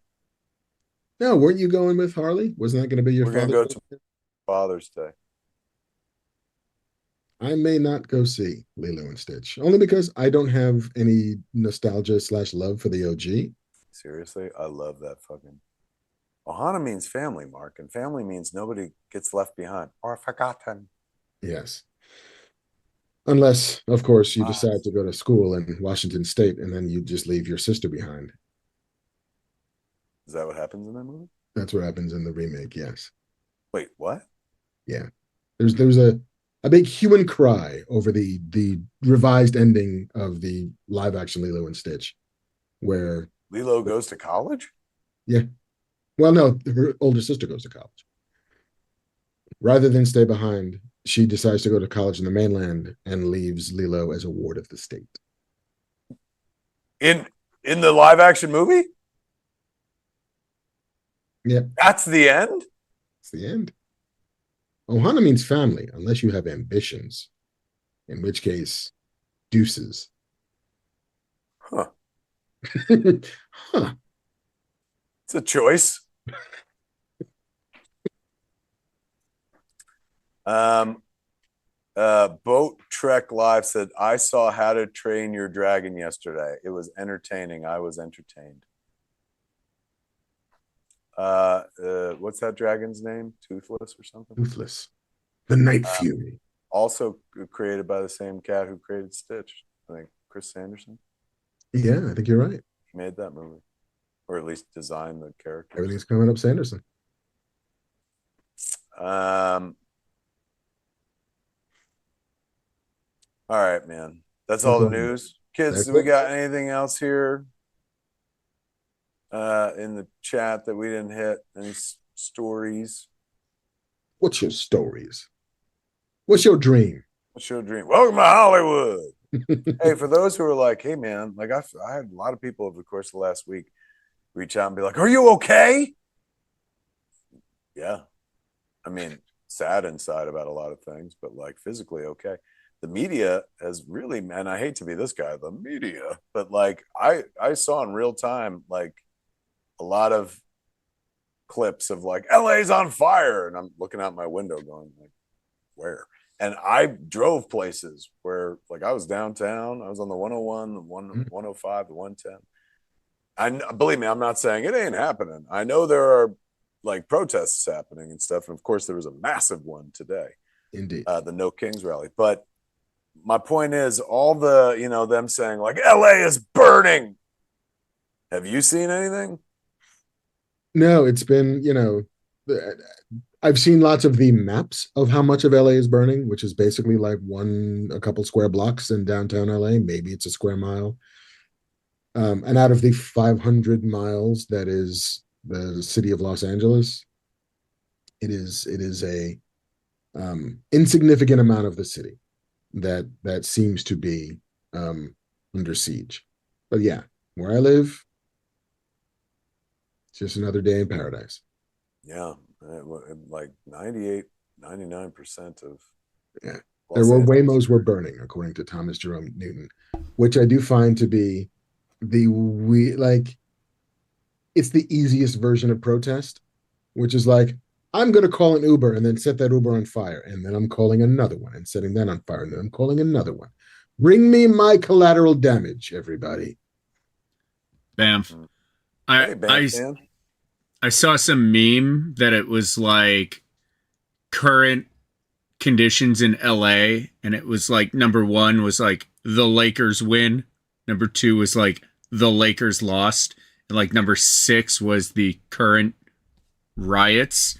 And it was like below like every single sports team winning or losing a championship, which is pretty much how it is. Yeah. Yeah. Like there was more damage when the Eagles won the Super Bowl. But that's fine. We're all fine here. Thanks. How are you? Yeah, I mean, I can't speak for all of Los Angeles, but I mean, I've seen a lot of it over the course of the last week, and I didn't see what some news agencies were saying, and like I'm not like fake news or saying anything like that, but like, am I crazy? Did you see a lot of clips where you were like, I have a complete disconnect with what I'm watching here and what I know to be true? And that being said, again, I'm not everywhere at once in Los Angeles, and I'm not denying, obviously, there were like protests and stuff, but I didn't see any of the fires. I understand, I saw footage of Waymo cars burning and stuff, but nothing that required like, let's get the fucking military in here and shit. But I've learned a lot about that over the course of the last week in terms of like, with the Marines coming in, they're not allowed to have bullets in the gun, what do they call artillery in the gun? They can have artillery, but not loaded in the weapon. All sorts of stuff you learn that you never thought you would learn. Every day is a school day, Mark. Every day is a school day. Things get too hard, then I just start writing comic books. And every day seems to be another day where science fiction is a little closer to reality than reality is. Yeah. there were a lot of clips circulating specifically, as JC had mentioned earlier, of there's a scene in Andor.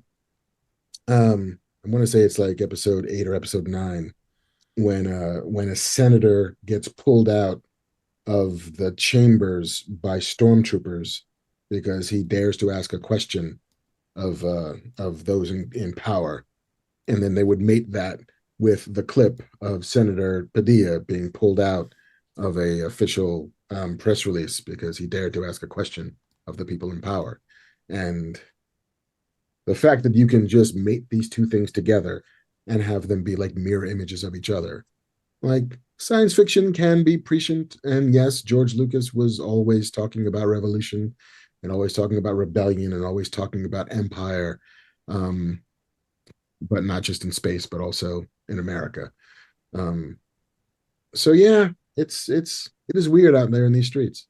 So what we're saying is, if you're on Alderaan, you're about 3 episodes away from trouble. Get off of Alderaan right now. Yeah. We are almost not in BBY anymore. Yeah. What is BBY? Before Battle of Yavin. It's kind of like ADBC. Wow. There's a book. How lovely that there's a Star Wars term of art that this late in the game is now being introduced. There's a book. This is how nerdy I've gotten. I have not read a Star Wars book in a very long time. But there's a guy who wrote a textbook called The Rise and Fall of the Galactic Empire.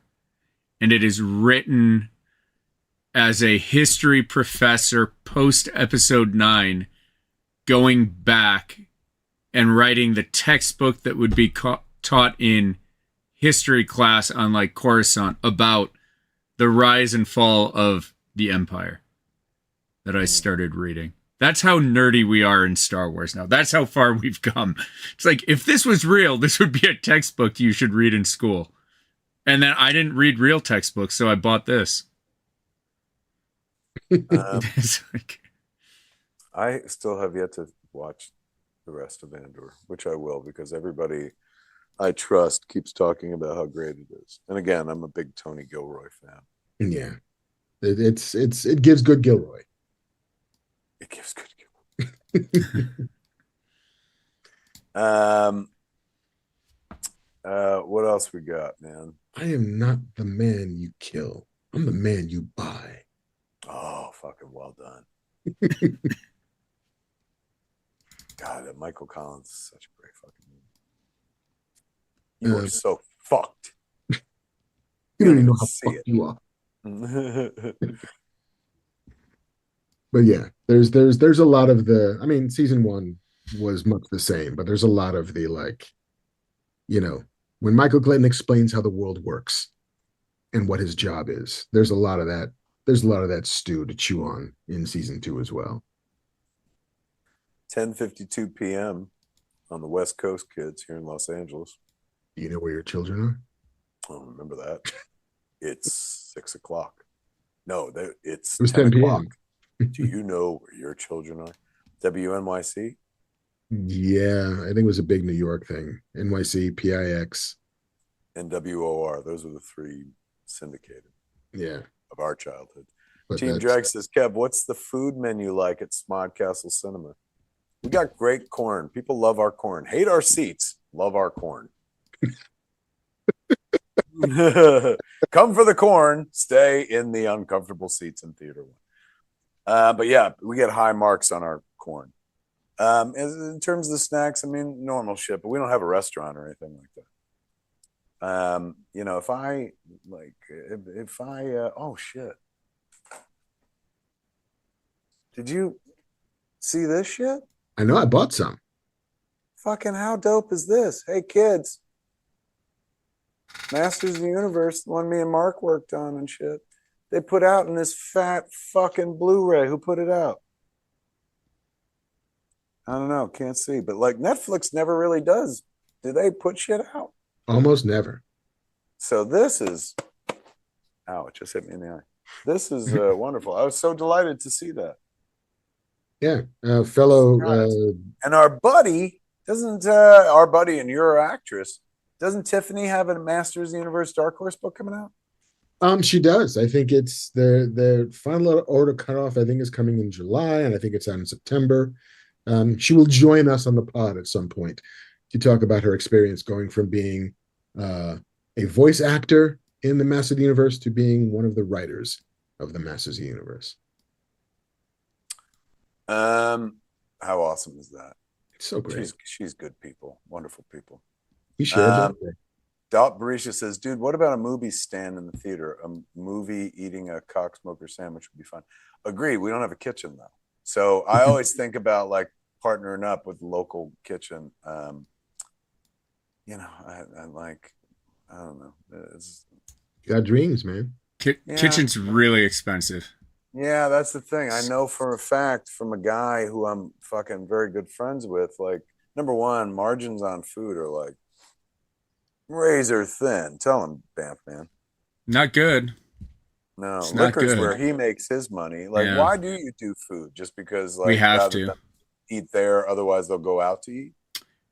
Food will keep people in their seats longer to buy more drinks. And to get a liquor license without food is almost impossible. Like they don't do them. So the people that have those, like, hold on to them. Most spots you have to be a restaurant with incidental alcohol rather than a bar. So we are a restaurant with incidental alcohol. Laura D in chat says food truck parked out front. Yes, something that I've always been for, even as far back as when we had Smod Castle out here in Los Angeles on Santa Monica Boulevard, the very first Smod Castle back in the day. However, let's say you got a crowd of 250.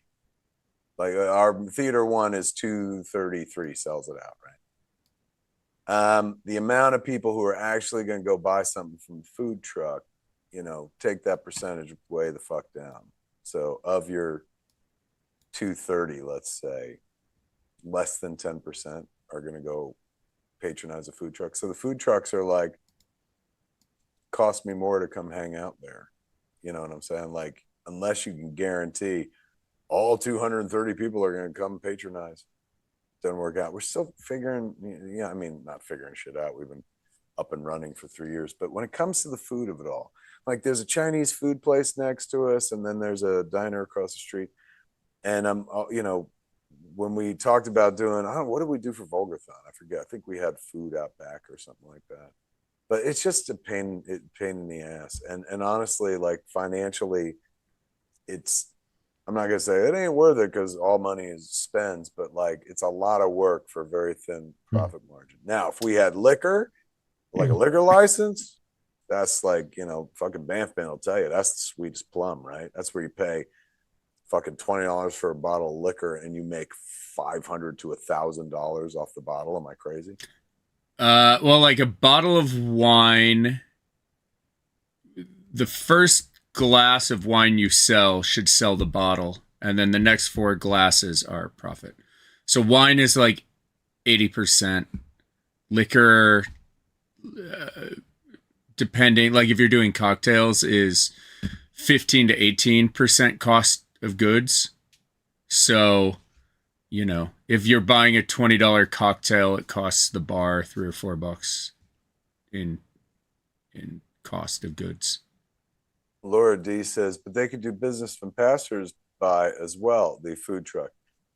Yeah, but we've got a lot of restaurants up and down First Avenue in Atlantic Highlands. So most people have already made their choices and they're already at those places and stuff like that.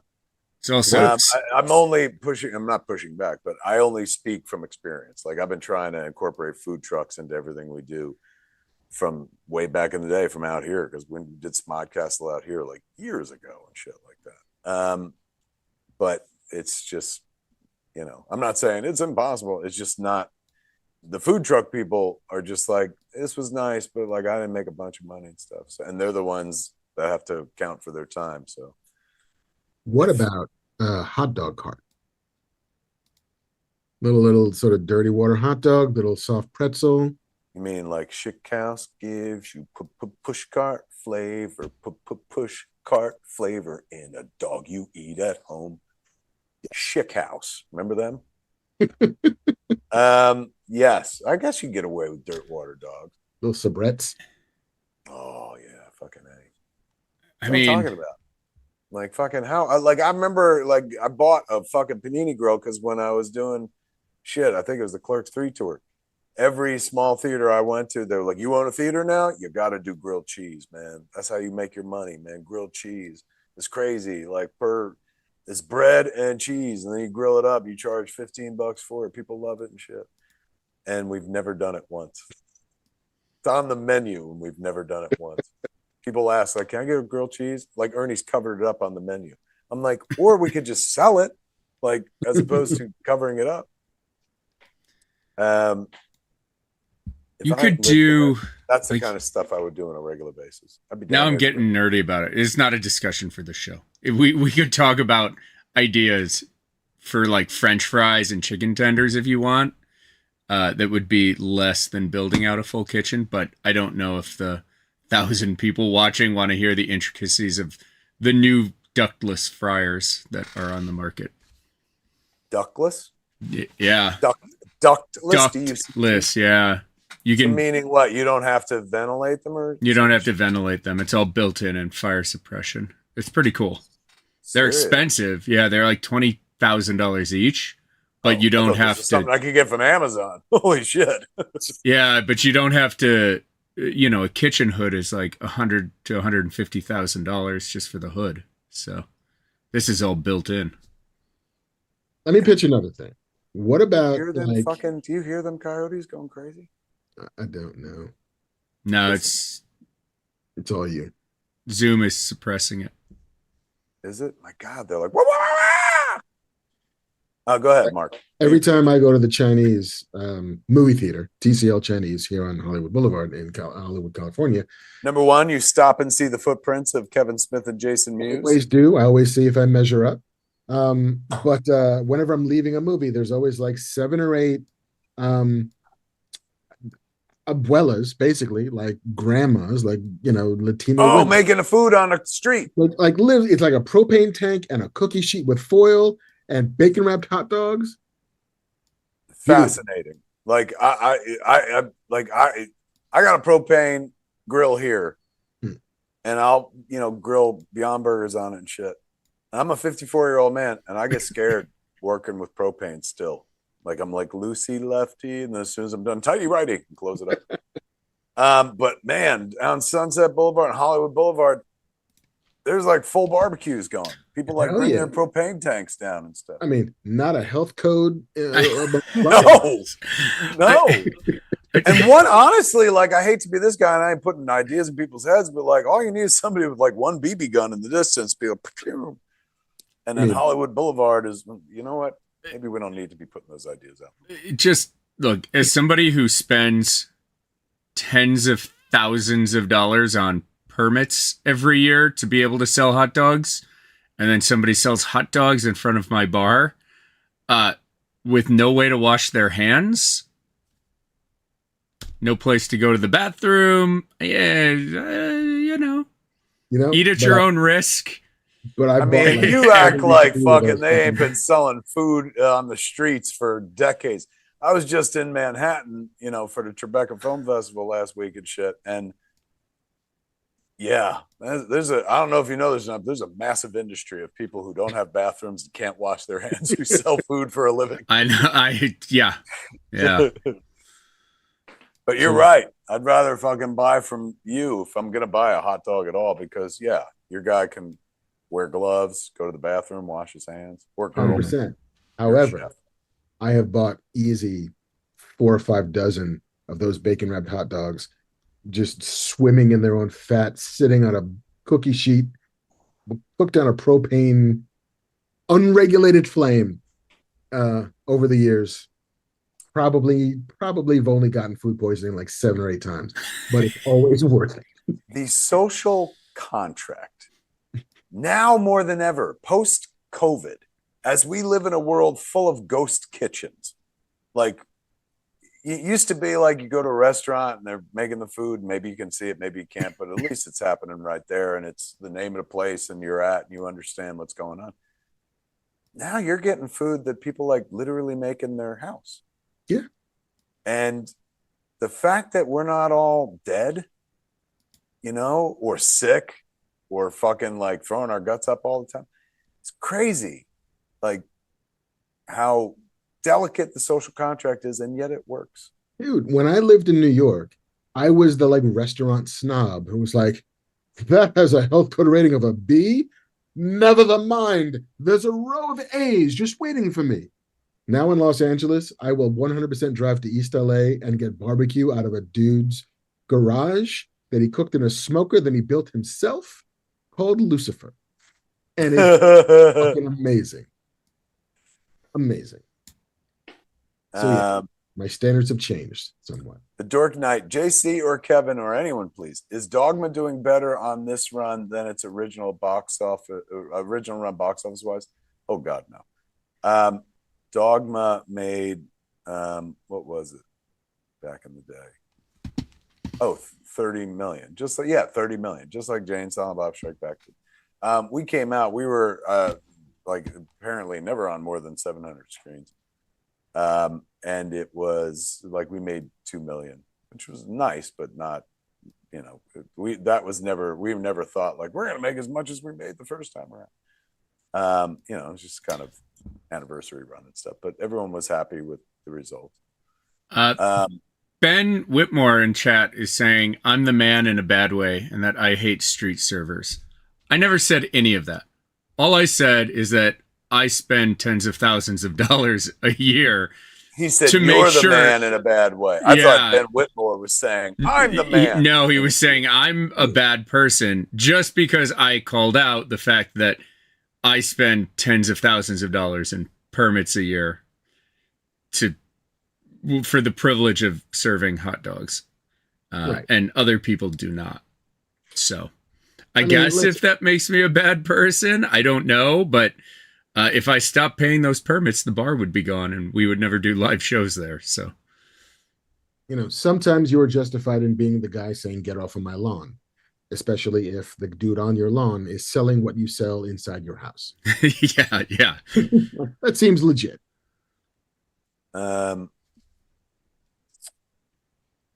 Yeah, man. Could you imagine somebody sets up a fucking tiki bar outside your bar? Just starts selling liquor on the street? Really undercutting you? Now, if there was a dude with like a block of ice just selling blue milk. I know.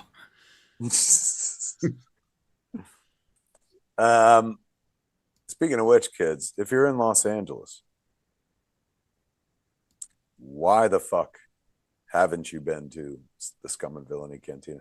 I was on the road. Where was I? Phoenix, for Phoenix Fan Fusion last Saturday. Thank you for everyone who came out, took pictures with us, and had me sign stuff. But a lot of cats were just like, oh man, I can't wait to go to Scum and Villainy. I dream about going. You got a mecca for places, for some people, for a bunch of people who are like, oh, I want to go to that place before I die. Same way when I was a kid, I was like, I want to go to Dudley Do-Right Emporium. People feel that way about Scum and Villainy. If I am at the bar on like a Friday or Saturday night, there will usually be like 6 to 10 people who recognize me from the show who want to chat or say hi or whatever. It's kind of cool. It ain't bad. Max Flay says, remember live shows? I remember. Yeah. I mean, yeah, we love doing live shows, but it's just, it's way easier to be like, hey man, let's do a show. We don't have to sell tickets or anything like that. That takes a minute, but we'll get back to more live shows. We will. Rob Deloro says, Kev, sell hater tots. I know. You should be selling hater tots at fucking Smodcastle. Yeah. I mean, if you can put a toaster oven in a car, then you can put them. Well remembered. All right. Hey, shall we dive in for some questions? Some A's to some Q's? Yeah. All right. Nicholas the Gamer 31 says, "Hey Kev, did you see the teaser for Spaceballs 2? I'm excited for it. We did. We talked about it earlier. We're all excited for Spaceballs 2. We can't wait." Also, how great does Mel Brooks look?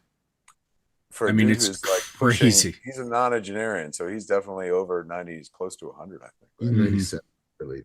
97? Wow. Yeah. Clean living. He's married to Anne Bancroft for years and years and years. Yeah. That's Max Brooks' mom.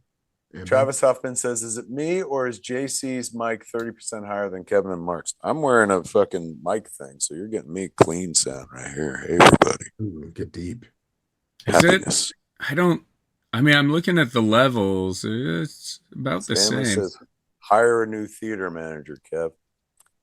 No, that's not our problem. I mean, really, it's just like me. Like, it's, there's never any time. If I lived back in Jersey, then I can institute all these things and stuff. But, Also, there's not a lot of space back behind that concession stand. There really isn't. We're lucky we started doing pretzels within like last year and stuff, and nachos, and we got space for them. But yeah, I love that theater. Kids, Smog Castle Cinemas, where the movies come to play. I'll be there July 5th doing a show.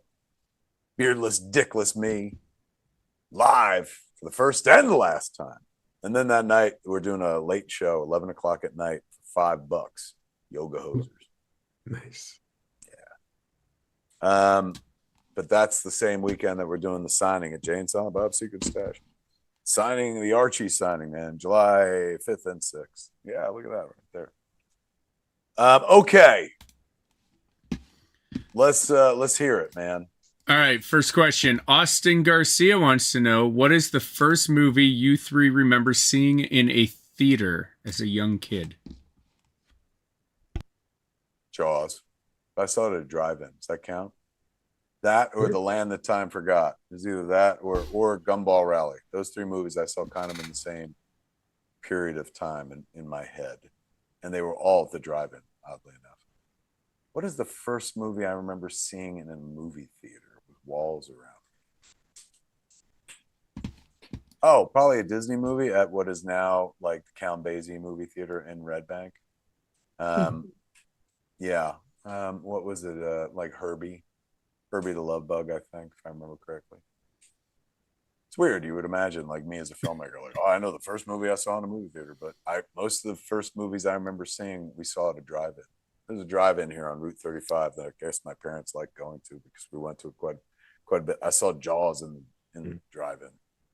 That's the first time I saw it. My parents covered my eyes only for the autopsy scene where they pulled the thing back and saw like, arms, hands, legs, whatever the fuck.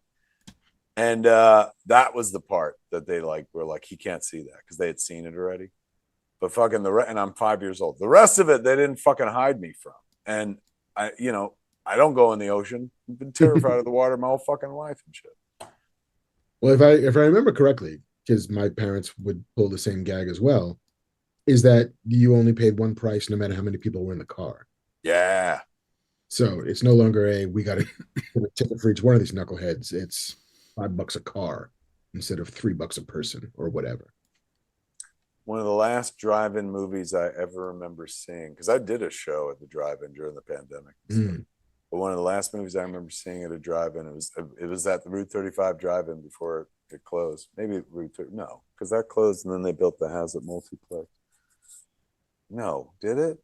Well, I forget. Maybe it was the one that was over in Eatontown, like near the Monmouth Mall. But regardless, it was Creep Show 2. This hair is going to get me paid and laid. Mine is Star Wars. First movie I saw in a theater was Star Wars. Yeah, like theater, not a drive-in. Theater. Yeah. Okay. I mean, I have memories.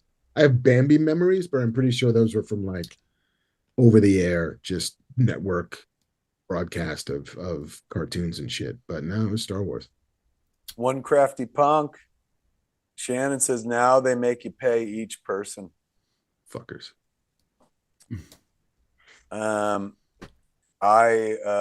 Shan made me these gorgeous. I think I put them up in my Instagram. Buddy Christ vans that she, painted. And I took them to Cannes, and I wore them for the red carpet to go up the steps of the Palais, and they almost stopped me from going. Really? Oh, they treat the fucking dress code so seriously there. But the security looked at my feet. He's like, you can't wear, and I'm not going to try to do the accent, but he was French, obviously. But he's like, you can't wear that here. You can't wear those here. No white sneakers, but they weren't white, right? Because she had painted them and stuff. And so a publicist had to get involved and be like, it's his movie. Like, what are you? And also, the fact that I was wearing a backwards baseball cap was also gave them pause. We're like, you can't come dressed like that. They have a very strict dress code. But in any event, you're like, this is my uniform. Yeah, I was like, this is what I fucking look like. My argument is always like, when I go take a photo for my passport or my driver's license, I should wear this because honestly, without it, am I recognizable? I just look like a fucking rando and stuff. But like, I'm constantly in the hat. So I feel like my license should reflect that, but whatever. States got different ideas. All right. Where else we going, man? Well, what's yours, JC? What's the first one? Return of the Jedi I saw in the movie theater, and then I think Bambi and Pinocchio also were shortly on the heels of Return of the Jedi. One of our dinosaurs is missing. I think that was an early one I saw. Gus. Remember the one about the fucking donkey that can kick a field goal? All the Kurt Russell Disney movies. Computer wore tennis shoes. World's Strongest Man. All right, where are we going next? Poisonous Plants 15. Who would you like to see team up with Scooby-Doo, and what is the mystery they are solving?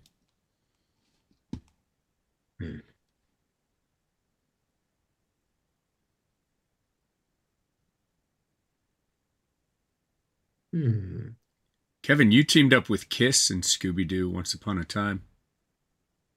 I did. I was in Kiss Meets Scooby-Doo and stuff as a voice, as me and Jay, as two guys at a theme park.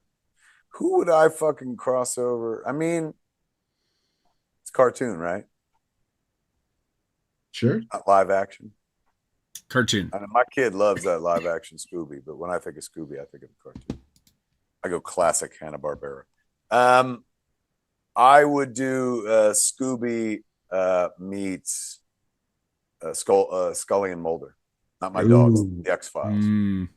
Truth is out there, and they're gonna get those two fucking, the Mystery Machine, fucking the FBI working together and shit. Mystery Inc. and the FBI. And fucking like it would like the truth is out there. This dog can communicate, can speak. Like Scully would have to cop to the fact that like perhaps Mulder, perhaps the animals have a different higher intelligence than we've never been made aware of prior to this. And he's like, Scully, don't you believe? After everything you've seen, you still don't believe? That shit writes itself. Over to you. I think I want to team Scooby up with Clarice Starling to find out. That's dope. Are the Scrappies still screaming, Clarice? What about you, JC? I would do Rorschach from Watchmen to find out. The mission would be who watches the Watchmen. He would remember he has he's not good with dogs, if you remember your Watchmen correctly. Remember the little girl who went, that's what turned him crazy, right? Like where he lost it, like some little girl got abducted and shit. And then he went looking for the girl and he found like torn up clothing of hers in the fucking stove. And he looked out back and the dogs were gnawing on a bone. And he went and took a cleaver and just fucking butchered the dogs and shit. So I'm sure Scooby'd be like, I'm good. Much right. And I mean, no animal is safe near any member of the Watchmen. Ozymandias kills Bubastis. Yes. Fucking the comedian is just a psycho. I mean, you see what he did to human beings, let alone an animal and stuff. Although people who are cruel to human beings sometimes are much kinder to animals. That's a discussion for a whole different show.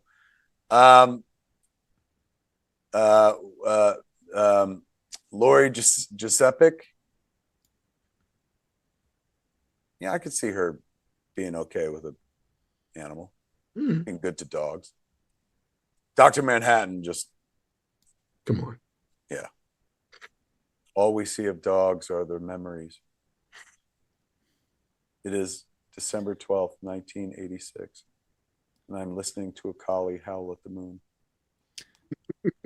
I remember I used to watch Scooby-Doo and always pray that it was the episode that they teamed up with Batman and Robin. Same, bitch. It's so nice to hear that you're younger than me. I'm 54. How old are you? 44. So good to hear that even 10 years later, that kids were still like, oh, I hope they fucking meet Batman this week. Mm-hmm. And yet it was always Phyllis Diller or the fucking Harlem Globetrotters. Never nearly enough Batman episodes. Yes, it was always the Globetrotters. I don't know why the Globetrotters had such a lock on the guest slot of fucking Scooby-Doo, but they did. Guest slot. They had their own cartoon at one point with one of the most fire fucking theme songs in cartoon history. Chicka chicka boom. Globetrotters. Chicka chicka boom. Oh yeah. Remember they had the whistle? They would do the like go down the line of the characters. And it was like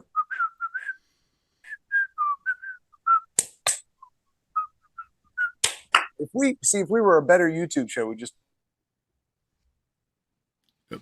I did a bunch of podcasts promoting Dogma. Everywhere I am, they'll pull up clips, they'll pull up pictures and shit. They don't get fucking flagged. Not just us. It's just us, you know. You know what would be a good Scooby-Doo team up, which you could never afford to do? How much? Is Eddie Valens and Roger Rabbit team up with Scooby-Doo. Oh. Because then you get everybody in. That's true. That's true, man. They got a case in fucking Toontown and whatnot. Mm-hmm. Bob Hoskins is like, Toons. Benny the Cab and the Mystery Machine. I'm in it, man. I'm into it. Hell yeah. Jason Ambrose in chat says Kim Possible and Liam Neeson in Taken. He's got a special set of skills. And you just got to call me, beat me if you want to reach me. Kim Possible. All right, where are we going next?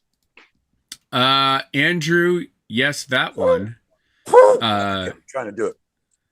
Please, Eddie. I can't roll my. Please, Eddie. Oh, there you go. Thank you. Said it's already Father's Day on the East Coast. What is the best father and son story in comics? In comics? Lone Wolf and Cub? I mean, technically not father and son, but like. Well, they are. They are. That's right. Yeah. There you go. There's my answer. Done and done. That or God and Jesus Christ.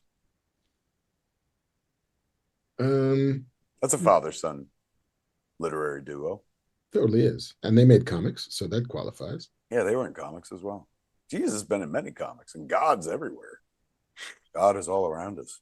If God is for us, who could be against us? The Book of Romans. I am torn between, well, no, because fuck it. You know, fathers do not have to be biological to have been fathers. True. So I think Pa Kent and Clark Kent.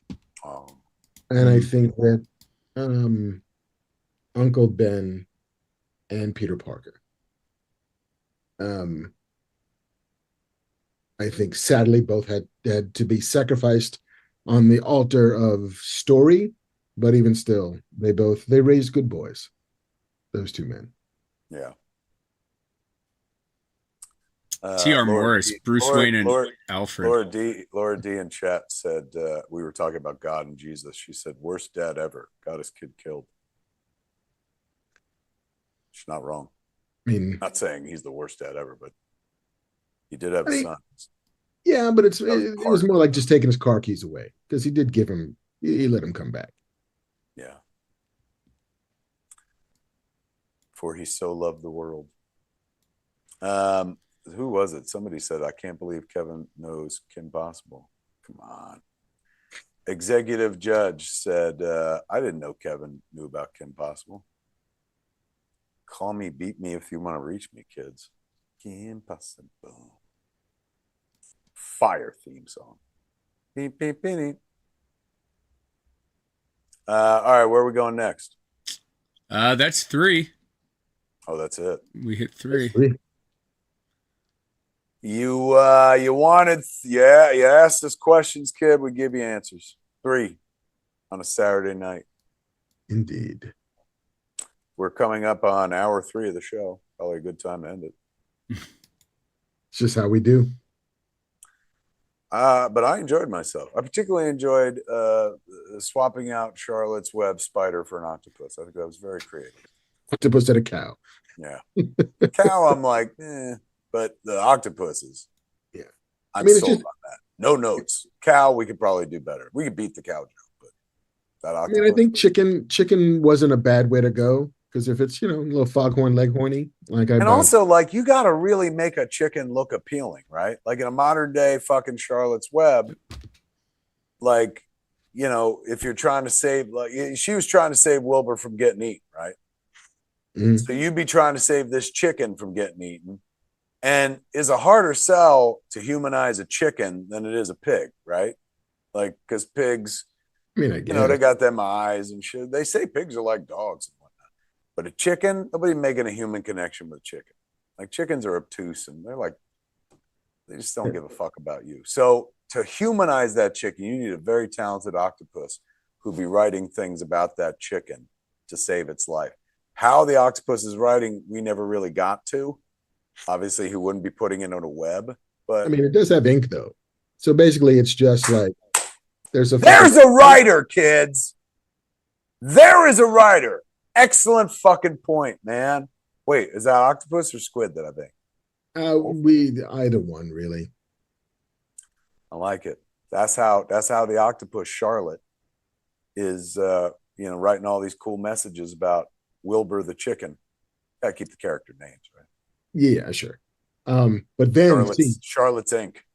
Here's the other. Here's the twist. She does such a good job of humanizing the chicken that they then decide to eat the octopus instead, because calamari is also fucking delicious. No, I don't like that. She got to get away. Is a girl. Well, they both have to get away.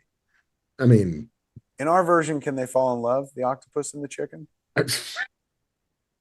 If you want. Why not? Why are you laughing? Love comes in all fucking shapes and sizes, Bart. Even octopi and chickens. The original, depending on how close we're cleaving to the original, it was just, it was fraternal, their relationship. Like Wilbur. Platonic, more than anything else. Platonic. I know, but we're going to take ours a step further. That way, when Charlotte the octopus dies, it's going to fucking hit harder. Way harder, because he's lost his love, this chicken. You weep for this chicken. By the end, if I've done my job correctly, you'll weep for this chicken. Yes. Although, do we want to see them fucking like it's sausage party?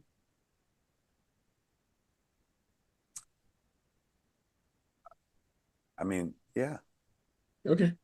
Like, what? That's not even a question. So many suckers. We got to see that. Oh, yeah. With his fist coming off and shit. Like, show me tentacle. Go right up into the chicken. And that's where the sequel comes from, because the chicken at the end, the octopus dies and shit. But the chicken, you remember in Charlotte's Web, all the little spiders come, and only one sticks around, or one or two or three. And then he's constantly teaching them about their mother and shit. So we would have that. But at the end, Charlotte the octopus is dead. But Wilbur the chicken has an egg. You find out Wilbur's been a hen the whole fucking time. That was the magic of Charlotte the octopus. She hid the fact that he was a fucking hen, had the whole world thinking he was a rooster. That's the fucking twist at the end where everyone's like, oh, I didn't see that shit. That's our Sixth Sense ending, man. Where we're going to tell children Yeah, that octopus fucked that chicken. That's right. We're going to tell them. We're going to show them. They're going to learn some shit. Every day is a school day, Mark. And I learned a lot watching Charlotte's Web as a kid. I learned empathy. I learned songs. I learned that like there are kids in the country that like go to fairs and fucking with their favorite pigs and shit like that. Zuckerman, that was a real education. Like all of that, man. I learned shit from Charlotte's Web. I learned that a fair is a veritable smorgasbord, orgasbord. I look forward to the wall of faces of the Pixar brass when we tell them, oh yeah, by the way, this octopus is fucking that chicken, and that chicken is going to give birth to a half octopus, half chicken baby, and just an egg, and then just as it cracks, credits. Right, and then like a you don't get to see what it is until we do Charlotte's Web 2. Octopussy. Secret of the Use. Kids. Oh, kids. Did you have a good time tonight? I know I did. Let me tell you something, man. Plastic Meatballs got Blunt Man and Chronic figures in stores right now. Or you can go to the Plastic Meatball website. Jeter's, all the Blunt Man's Chronic joints for National Donut Day. Practically sold out from what I understand. I don't know if you could still find them in stores. Me and Jay going on tour this week, starting with Oklahoma City on Tuesday night, man. Tickets at csmod.com. The Oral Sex Tour rolls across, what do we say, 8 dates? Seven. 2 in Iowa. 2 in Iowa. Iowa, look out, man. Fucking me and Jay are coming in. We're never leaving. There's 2 fucking shows there. Tickets at csmod.com, kids. What about you, Mark? What you got to give? Man, I got nothing. I'm making plans for Comic-Con. I'm going to have a very fucking busy Comic-Con in a month and a half. I'm going to see you at Comic-Con for a thing. Indeed. A couple things, perhaps. Yes. Making time. That's right. Yeah. Shit. When is Comic-Con? Comic-Con, the 24th of July. I get them tickets up on sale. Yeah, that reminds me. Everything kind of, went on hold because in my world, because it was Dogma happened and suddenly tour and then can and stuff. But now we're getting back into regular life. And it's getting ready for San Diego. We're going to have some shows. We're not going to be doing the movies again this year because the Tin Roof Inn is gone, sadly, kids. That was our home there. But it's going to be some shows. American Comic Club shows, as well as Hall H action. I'm going to do a Hall H panel on Saturday, but no Marvel before me this year. You wonder who's going to be leading off for you. I don't know. We shall see. San Diego Comic-Con coming up, kids, end of July. Somebody asked, is Bert Kreischer really going to be in Moose Jaws? I hope so. That'd be great. I was on his podcast and told him about it. He goes, that's the funniest pitch I've ever heard. I was like, please be in it. So I sent him the script. Laura D says, can't wait to see Joey Lord and Adams at Chronicon this year. That's right, kids. Chronicon tickets have gone on sale in October. Chronicon 2 is happening. Second Chronicon. Mark's going to be there. I'm going to be there. Bunch of guests, including Joey Adams this year. And Cruise Askew is also up for sale, is pre-order and stuff. That's February 2026. We all go out. Jay and Silent Bob's Cruise Askew. And though you can pre-order those tickets right now or sign up now, whatever it is. Get yourself a stateroom. Yeah, get yourself a stateroom, kids. On the high seas, man, when you see some of that octopus action we've been talking about, shit. You have your own at sea version of Charlotte's Web. We'll be having a reading on the cruise this year.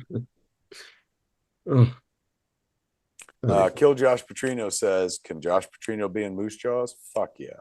Because I need to have something to do with some kind of Jaws film before I die. Hey, man, JC put up that picture. I want to thank the good folks at Stern Pinball, who I did a voice for the Dungeons and Dragons game that they did. And as thanks, they gave me a pinball machine. What? Yes. Bam Fan, did I send you that picture or no? No, I don't have that one. Yeah. I got the Jaws pinball game, and it is fucking fire, man. I'll put up like a video on my socials, but I've been playing the fuck out of it. Shit. I had no idea my life was missing a pinball table. It's just like now I let the dogs out and I just sit there and play pinball for a while. Free games. I don't even have to put in quarters or nothing. I mean, that's the silver spoon dream come to life. Right? Oh my God, I'm the Ricker. Finally. Now I just got to get a train that goes around my living room and shit. So close. Here we are, face to face, a couple of silver spoons. How come they ain't remaking that show today? I don't know. They should though. They don't have a lot of kid-based sitcoms anymore. And also, like, they got billionaires, man. Like, his dad was a millionaire, but now they got billionaires and shit. You could do the whole sitcom where you find out your dad is like this billionaire and you got to turn him into a lovable dude and shit. To learn all about those things you just can't buy. Two silver spoons together. You did send it. There it is. I did send it. Yeah, Look there at it is. Look at that shit. Dun, Sexy. dun, dun, dun, dun, dun, dun, dun, dun, dun. I've been having a good ass time playing it. 50th anniversary of Jaws this year, man. I feel like it'd be easier to remake Silver Spoons than it would to remake the toy. Yeah. I don't think you can remake the toy today. Shocking they even made the toy when they did. But you could totally make fucking Silver Spoons, man. That's just like, you find out your dad's a billionaire and you're the grown up and he's the child. I like it. Make that show. We'll go pitch that show. Go pitch that show. They're like, do you own it? I'm like, no. I just want to do it. It don't even have to be called Silver Spoons. Call it like Rich Bitches. The modern parlance or whatever. Just can't be two girls. No. Definitely two dudes. Kids, did you have a good time? Oh shit. Zelviak says Silver Spoons remake with an octopus. He's got it. I mean, listen. Those octopus, they're so malleable. Like they can do a lot of things. Someone bring me an octopus to fuck this chicken. All right. Well, you're the billionaire. We live in the age of AI. You don't even have to train these things to do that shit. You just write a line into Chat GPT. I mean, I've never done that yet. Still haven't done that. I am in. And not that I'm fundamentally against it or some such shit. It just feels like, I don't know. I can make my own shit up. Yeah. I mean, I know people who use it as like a research tool, which is like ChatGPT. I need 12 diseases that would cause somebody to have blindness, and it'll like come back with an answer. But what is the difference between that and just Googling that? I mean, you could, except that it's taking the next step. It's not an easily Googleable thing. That is a difficult search phrase or search term until Google just puts AI in there and just becomes a portal into ChatGPT anyway. But that kind of thing, like, yeah, whatever, that's fine. Have you seen any of the there's now this wave of AI little short films, which is basically influencers throughout time. Have you ever seen those things? Like, no. There's this one dude who's like, here I am in Pompeii. It's literally, so he's got the first person camera. So here I'm in Pompeii, and there's a volcano in the background smoking. He's like, they told me the atmosphere was shit, but I didn't give a fuck because I go where I go. I do what I do because I'm that guy. And then it cuts, and then the volcano is smoking more. It's like, yeah, so I got ash in my wine. It's all right. It gives it a nice little fucking smoky aftertaste.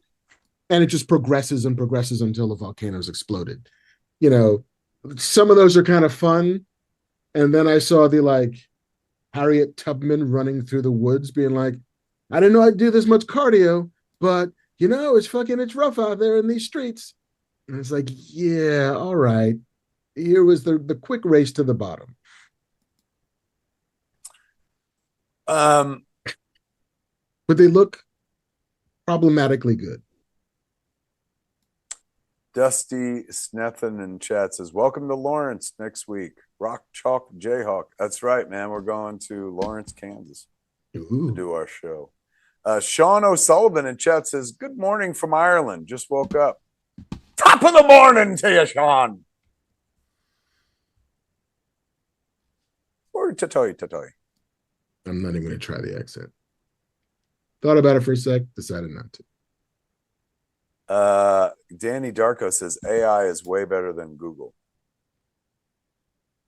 I know, but doesn't it require like a lot of energy and shit like that? I mean, it's going to be the end of the world as we know it.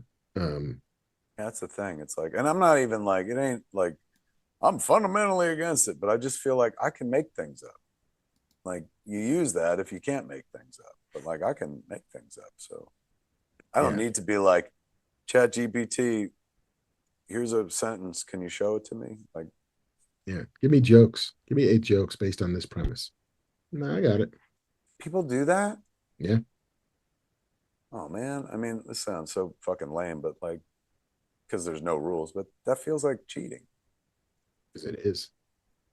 Like, you know, I mean, you know, I got to imagine a human voice is still going to be more recognizable. You know what I'm saying? Like, Yeah. I mean, I think the top tier of this stuff will always remain human voices and human endeavors and human heartbreak and emotion, all of that stuff. But the bottom of that barrel, probably, you know, replicating bad shit can still be bad. The downside is that there's a bunch of humans who won't make a living anymore because somebody just funneled a bunch of shit into a box and it spit back out something that was good enough to fool enough people. Evan Fowler says it's a lot simpler than it seems. I never use it for writing, but I definitely use it to explain how to do things like fix a sink or install something. You just point your phone at it. I mean, but isn't that what Google does? Like, I just Google, how do I fix a sink? I'm confused. Is AI I mean, what AI will do is it will tell you, apparently you have a model 76B of the flanger system of Springbok, whatever. Here's how you fix your specific sink, as opposed to just generally a sink, by sifting through the internet to deliver unto you what you need. You know, here are 6 recipes on my table. What can I make with, here's 6 ingredients. What can I make with an apple, a pork chop, a stick of butter, a couple sprigs of rosemary, and an onion? And it'll give you 20 recipes that'll fit with the ingredients you just told it. Like, okay, I get it. As a search engine, I see the use of it. As a, I want to write a stand-up set, give me 18 jokes about octopuses and chickens, and never is it going to settle on remaking Charlotte's Web. I use it for Excel. Like, hey, I need to compare sales data of this day with this day, but exclude this. Can you write me a Excel formula? And it'll do Excel coding for like business stuff, because I went to film school. I don't know anything about that, you know, and despite what somebody said that restaurants make bank in the chat, they don't. So I'm not hiring a, $200,000 CIS person to calculate profit margin. Christy reacts in chat, says, because of how large language models like GPT work, stringing together the most predictable words on mathematical probability, its writing will always be the most boring, bottom of the barrel stuff. Armando Silvas Jr. says the studio episode about AI has a good take on it. Have you watched the studio? I've seen the first 2. And it's good, but it is, I'm not going to say it's triggering because that's the wrong word, but it is like, yeah, no, the funny is only funny if you haven't lived through the pain of what they're talking about. So like I see how somebody who doesn't do this for a living would find this interesting. But it is like, oh yeah, no, I've been in those meetings. I've met those people, and it's very well done. But yeah, a little too close for comfort. Mm-hmm. I know sound editors. I've heard of a sound editor who will use AI to clean up audio captured wild in the world without having to worry about like airplanes passing overhead or cars passing nearby, because the AI will just like scrape those sounds out of the recording, because it can do that shit in a way that a human person just couldn't, and I much I have some audio plugins. I put together a video for our Instagram of like Scum and Villainy highlights, and there's a clip from the news of this show of you guys talking, saying like, "Hey, Scum and Villainy Cantina," but the news had layered in background music, and it's the isotope plugins were able to pull the music out, so I could put my own music bed underneath it. Wow. And it's insanely good at like taking an ambulance out or an airplane or things that you cannot do as a human. Yeah. So like all for that. Like shit that humans can't do, great. You know, but shit that humans can do, that's sort of where I philosophically draw the line. But that is just me. Some people's line is sliding. And yeah, there was somebody who wasn't in chat.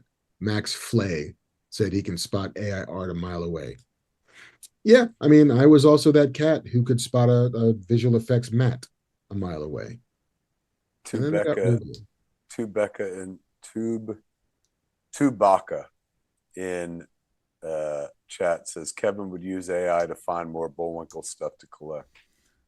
That didn't even occur to me. Grok, find me Bullwinkle.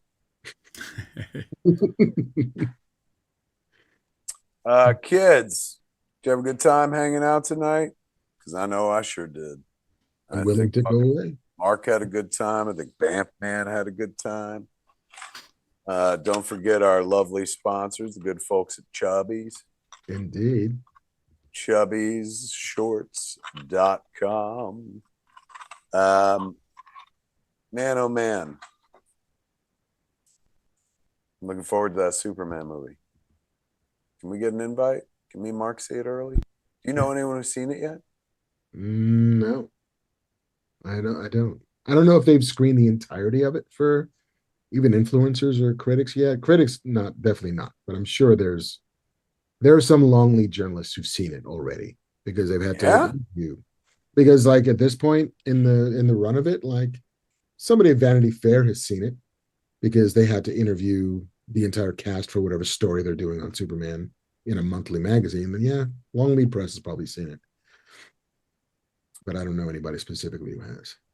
Poisonous Plants 15 points out that Ryan Coogler is rebooting X-Files. Yes, then the first thing we have to do is convince him to do a Scooby-Doo episode.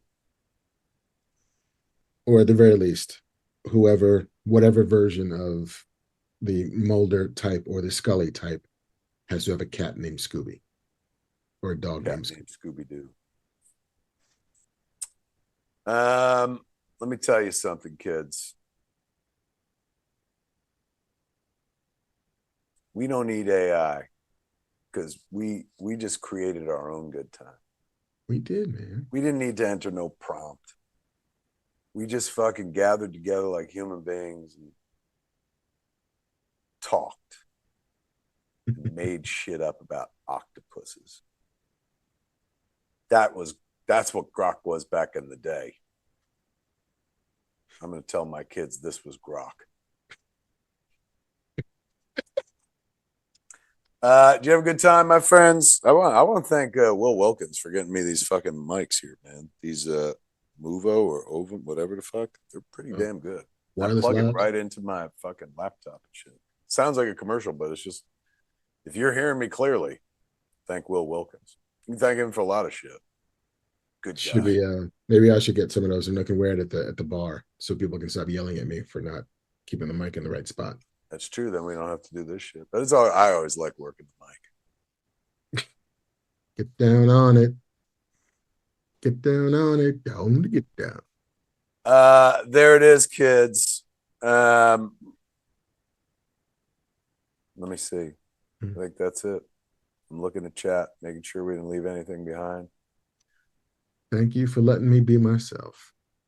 Thank you for letting me be myself again. Poisonous Plants 15 says Sirens on Netflix was decent. I have not seen it. Neither have I. You want to let us go, Kev?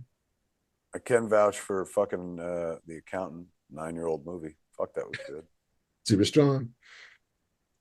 Predator, killer of killers. I will give a shout out for this too. I said I watched this movie as an Apple movie, something Valley, Echo Valley. Mm.